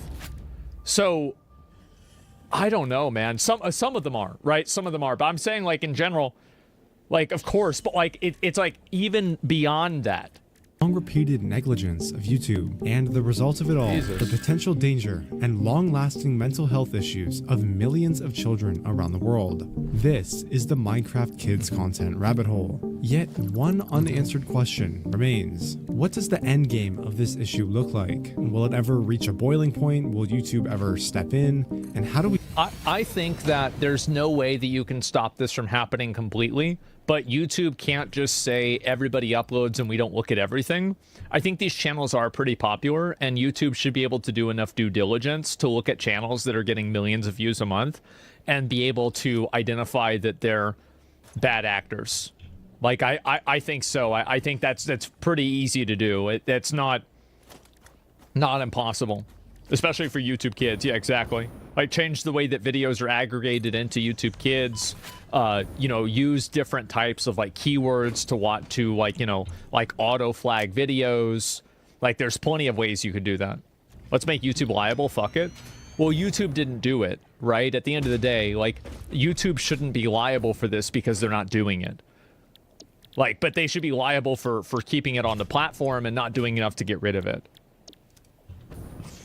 fix this? Well, I think either A, that too many of the people making the videos will end up getting falsely flagged or demonetized. Guys, I understand that you, like, people see this and they're out for blood.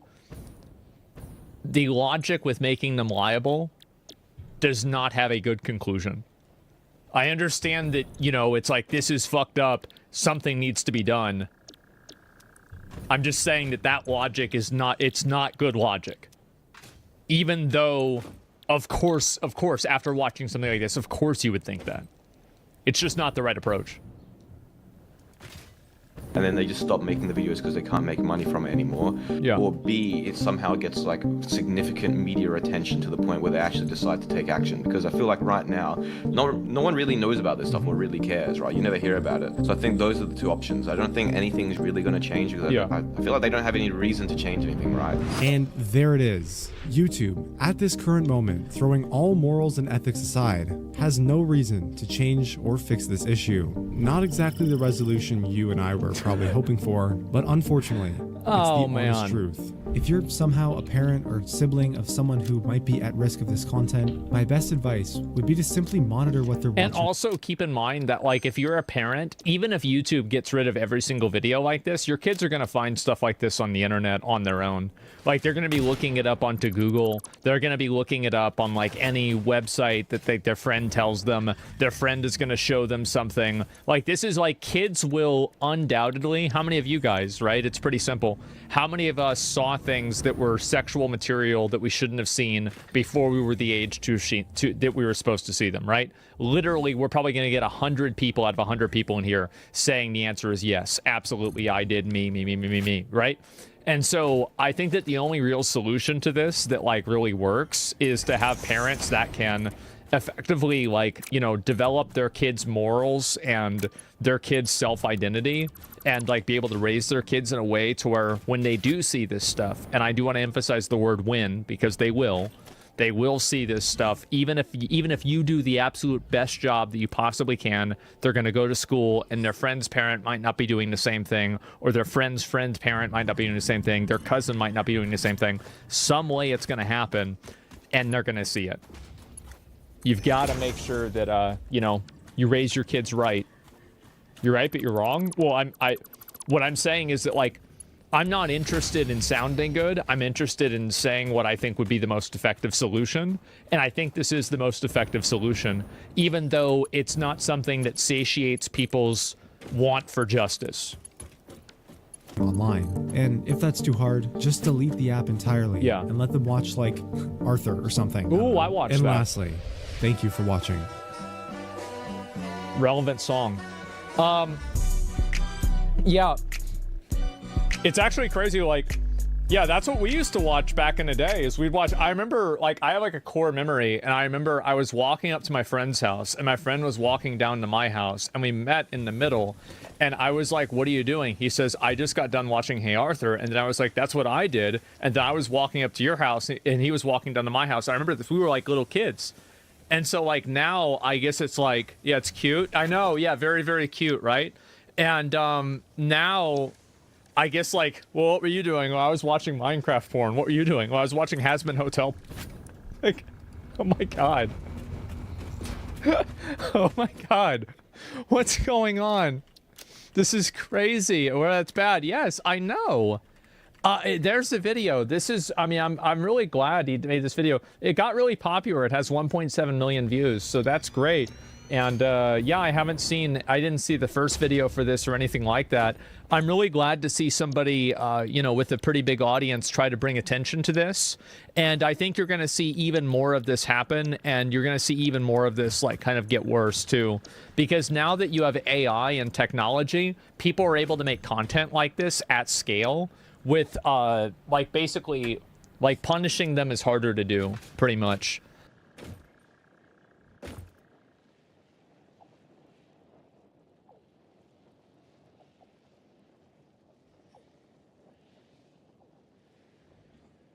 You playing Metaphor? Yeah, I am. I'm going to try out the game and... Online games. I mean, yeah. You pay to buy the game, and then you have to pay to have a subscription to play it online, and the game is useless by itself. Then you have to pay to buy DLC, and when new stuff comes out, you know, your group has to all have it, or you can't do it. And then they add microtransactions in on top. So... There it is, bro. Even the ancient wizard knows. Even he knows. This guy made Fallout. Hi, everyone. It's me, Tim. Hi, Today Tim. I want to talk about why I don't play online games much anymore. And I'm particularly talking about multiplayer. And I did it for a long time. I mean, multiplayer games have been around for a long time. Yeah. I'm not just talking about, you know, giant MMOs. Mm-hmm. Even the consoles that started coming out in the late 70s, like the Atari VCS, Jesus. It supported a lot of... This guy's like an ancient wizard. In the 70s. I don't even know what the Atari VCS is. Straight up, like, I don't even know what that is. Player games, and even a lot of four-player games. And most of the consoles back then did. Man. They usually had 2 ports in the front. Or they... And frequently, the second port could have a tap that would allow multiple controllers. So that's how you would play 2 and 4 people games. And then in the late 80s, and I have a whole video on some guy said the programming language he learned was Aramaic. This, I really got into MUDs, especially LP MUD. And that's something you play online. It was just a text-based game. But I was playing that with dozens of people simultaneously from all over the world. And that was... really exciting, and it really made me think this is what multiplayer can do. Yeah. Then in the mid-90s, when I was at Interplay, we used to get together one night a week. I called it the Thursday night thing.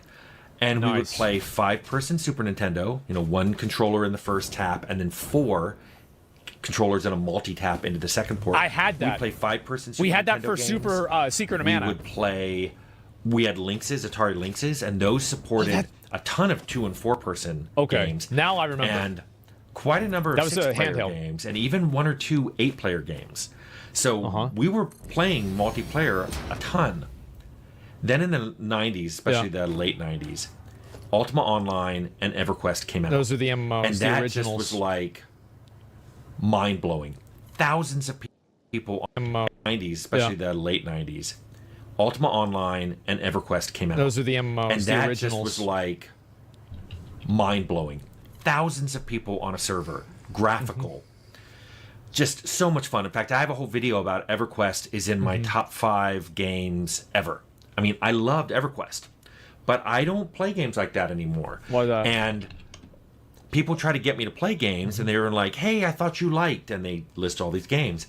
And I realized there's 3 big things that make me stop playing multiplayer games. The first one is grouping with people. The second one is all the griefing that happens. And then unrelated to the griefing, the third one is a lot of toxicity. And I'll talk about why that's different than the griefing. Griefing is kind of toxicity, a form of toxicity, but it's a very specific form. So the first one I want to talk about, grouping.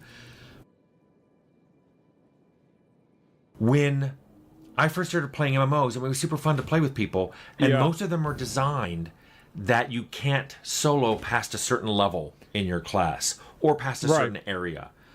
Now, that's why WoW was really big back in the day, is because you could level to 60 without needing to play with other people.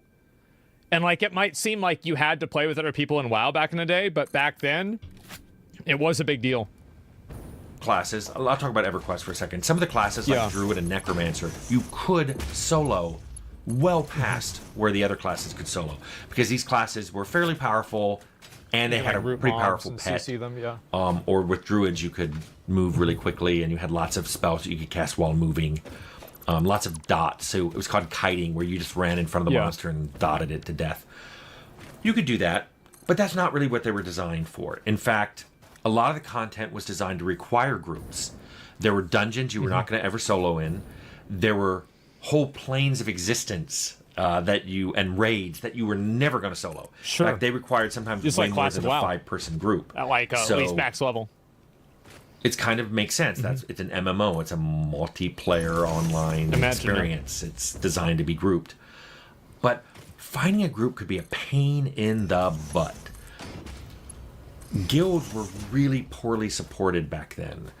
It was some of them you could tell was an afterthought. I think the problem back then too was like servers. Like that was one of the really big issues. Is like, so player bases weren't really that big, and also servers were kind of small.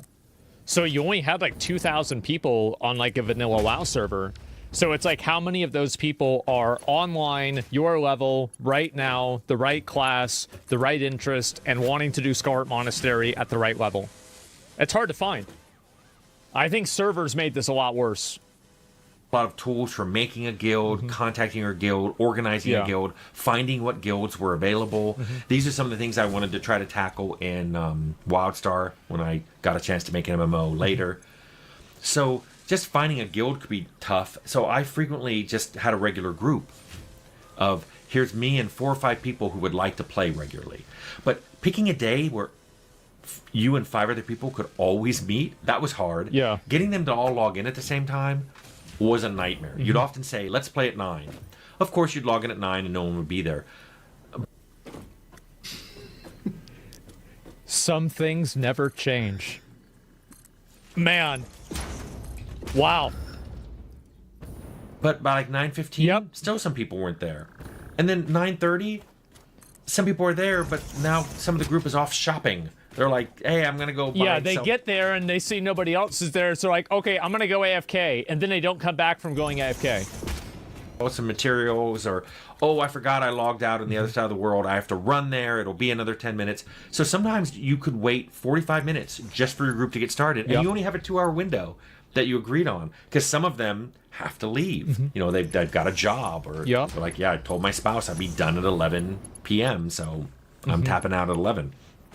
And especially if that person who can't play is someone you absolutely need in the group. It's like, we can't play without the tank, we can't play without the healer. Oh my god, my main tank, like, every time he would open his mic, I could hear his wife screaming and his baby crying in the background.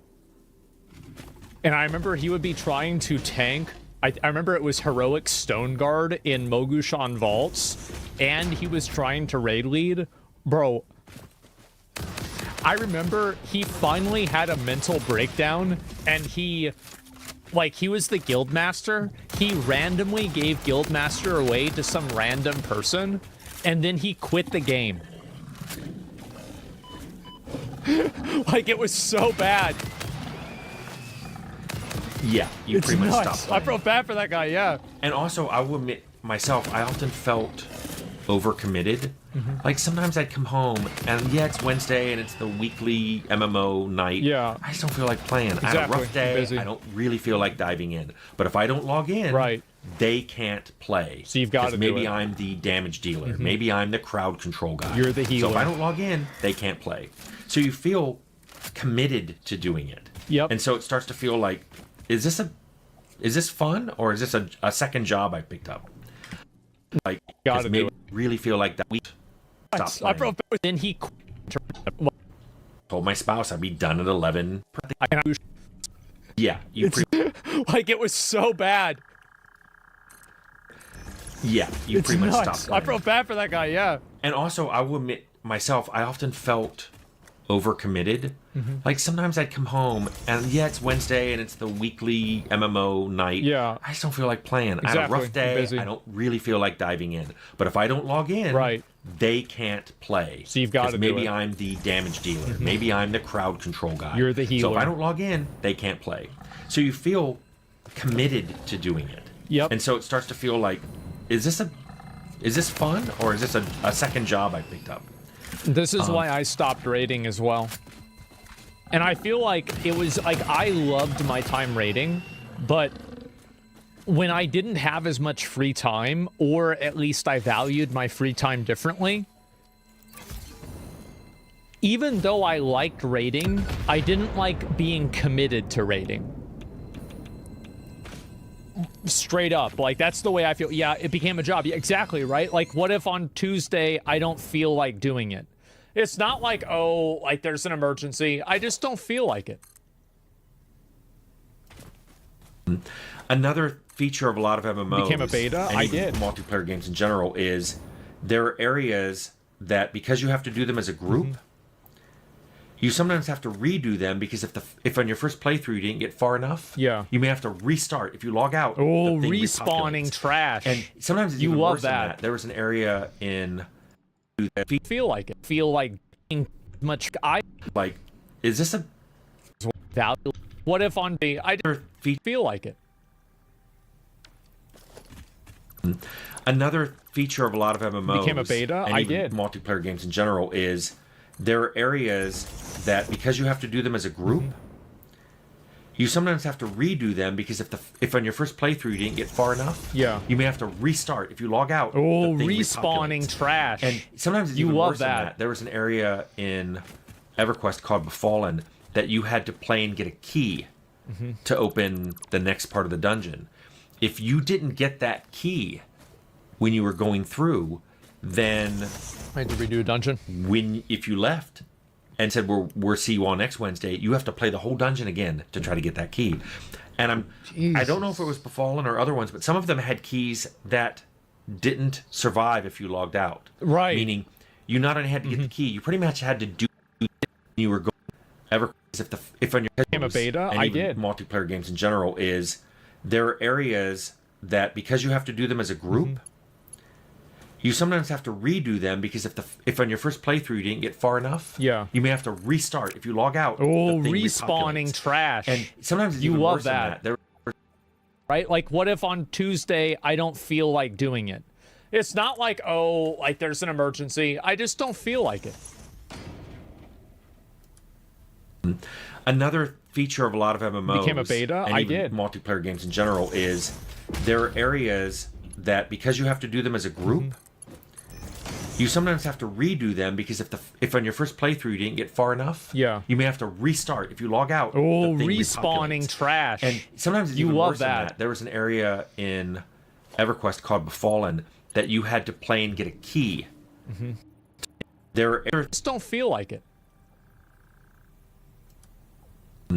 Another feature of a lot of MMOs Became a beta? and I even did. multiplayer games in general is there are areas that because you have to do them as a group, you sometimes have to redo them because if on your first playthrough you didn't get far enough, you may have to restart. If you log out, oh, the thing respawning repopulates. trash. And sometimes it's you even love worse than that. There was an area in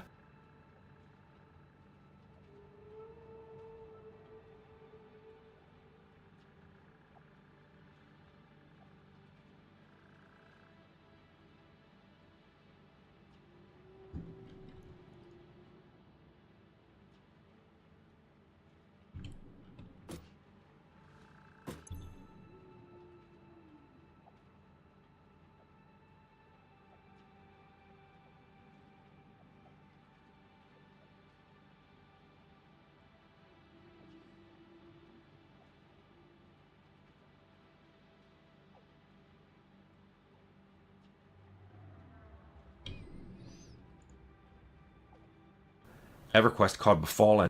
To do them as a group, you sometimes have to redo them because if on your first playthrough you didn't get far enough, you may have to restart. If you log out, oh, the thing respawning repopulates. trash. And sometimes it's you even love worse than that. There was an area in EverQuest called Befallen that you had to play and get a key to open the next part of the dungeon.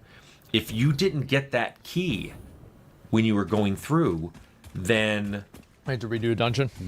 If you left and said we'll see you all next Wednesday, you have to play the whole dungeon again to try to get that key. And I don't know if it was Befallen or other ones, but some of them had keys that didn't survive if you logged out. Right. Meaning you not only had to get the key, you pretty much had to do the dungeon in one long play session. There's like a duration. And if you didn't, you had to restart it next time. So sometimes redoing content like that, it got kind of boring after a while.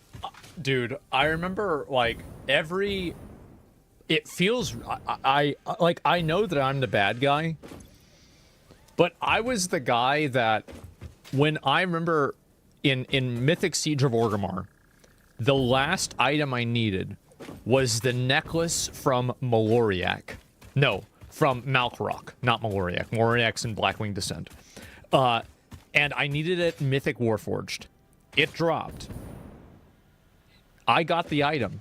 And Trictagon, the hunter in my guild, was joking around, see you next expansion, Asmon.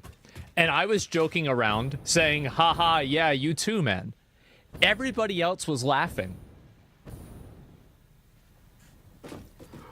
But next Tuesday, when I didn't log on, nobody was laughing anymore.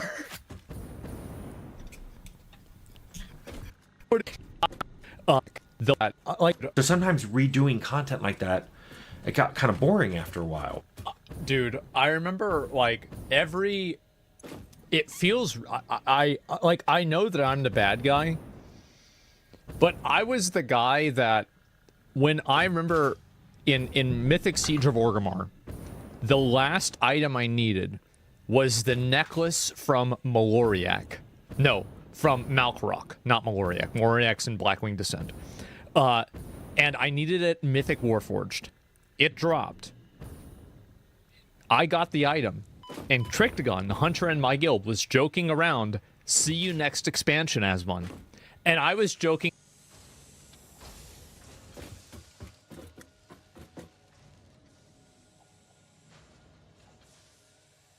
around Blackwing Descent.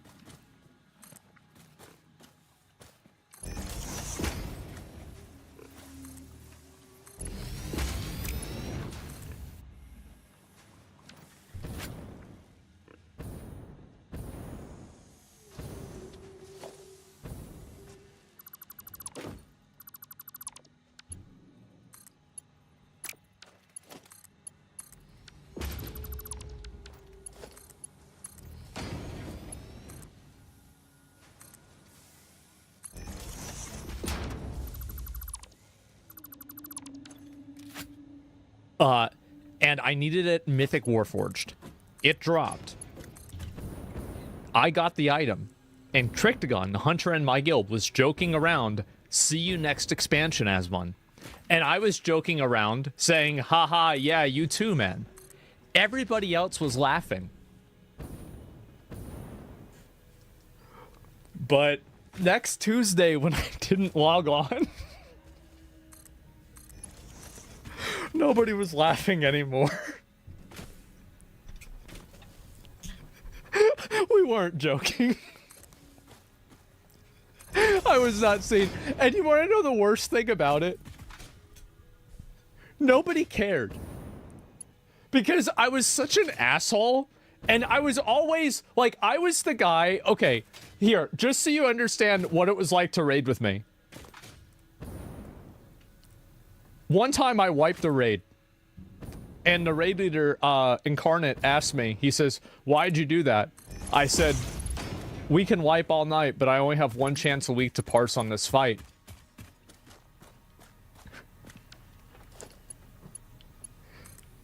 And, you know, the numbers just weren't going in my favor, and so I just...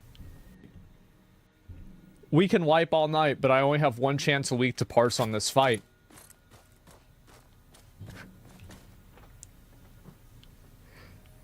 And, you know, the numbers just weren't going in my favor, and so I just, I wiped the raid. And, man... So, I had all the best gear. I was the top performer in the guild, and I remember I left the guild, and I didn't leave the guild. I stopped raiding. Nobody cared. They were happy. Top DPS, best in slot gear. Thank God he's gone. And it led to a second problem of syncing content. If one person missed a night, Yes, they may not be able to rejoin you. Now, with the Befallen one, that was fine. If one person came late or hadn't joined, as long as one person had the key, he could let everybody in. Yeah. But if they hadn't played for a while and their level was suddenly too low, there was some really tight level capped things, or level restrictions in EverQuest, and especially every 5 levels you seem to get a lot more powerful. Yeah. One person misses, gets a couple levels behind, they may not be able to join you again. Yeah. Maybe ever again. So that was a tough thing to keep your group synchronized. Yep. So as if all that wasn't bad enough. I remember WoW was like this. Like, I would stay up late playing, Zach would wake up early playing, and I would go to bed, and then he would wake up and see that I was higher level, and then he'd out-level me, and then I would wake up and see that he was out-level me, and then I would stay up late to out-level him. Every single day. Griefing became a huge problem in Ultima Online and in EverQuest. Now, don't get me wrong, people have been doing griefing forever. There was griefing on LP Mods. People used to grief on the Lynx games all the time. There was a game called Slime World that lets you find a mega bomb, and people used to go that's an anime. Throw mega bombs at people just to blow up them rather than take out the monsters. They were just trying to take out the other players. And yes, that happened. That unlocked I would stay up late playing. One some really but if they were to rejoin you, content. Yes, best in slot gear. Man. So I had all the best gear. I was the top performer in the guild, and I remember I left the guild, and I didn't leave the guild. I stopped raiding. Nobody cared. They were happy. Top DPS, best in slot gear. Thank God he's gone. And it led to a second problem of syncing content. If one person missed a night, they may not be able to rejoin you. Now, with the Befallen one, that was fine. If one person came late or hadn't joined, as long as one person had the key, he could let everybody in. Yeah. But if they hadn't played for a while and their level was suddenly too low, there was some really tight level capped things, or level restrictions in EverQuest, and especially every 5 level. You thinking.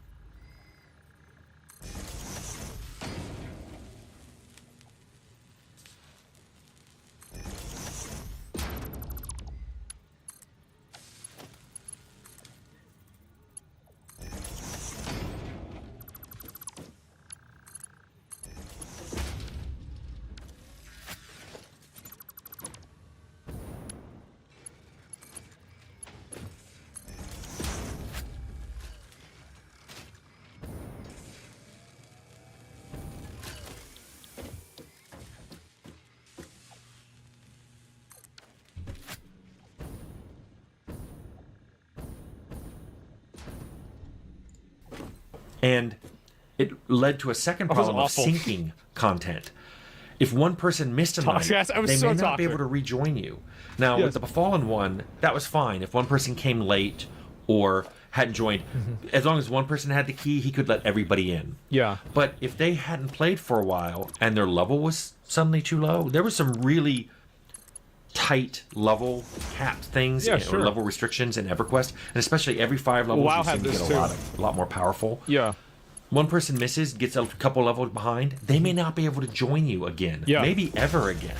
So that was a tough thing to keep your group synchronized. Yep. So as if all that wasn't bad enough. I remember WoW was like this. Like I would stay up late playing. Zach would wake up early playing, and I would go to bed, and then he would wake up and see that I was higher level, and then he'd out-level me, and then I would wake up and see that he was out-level me, and then I would stay up late to out-level him. Every single day. Griefing became a huge problem.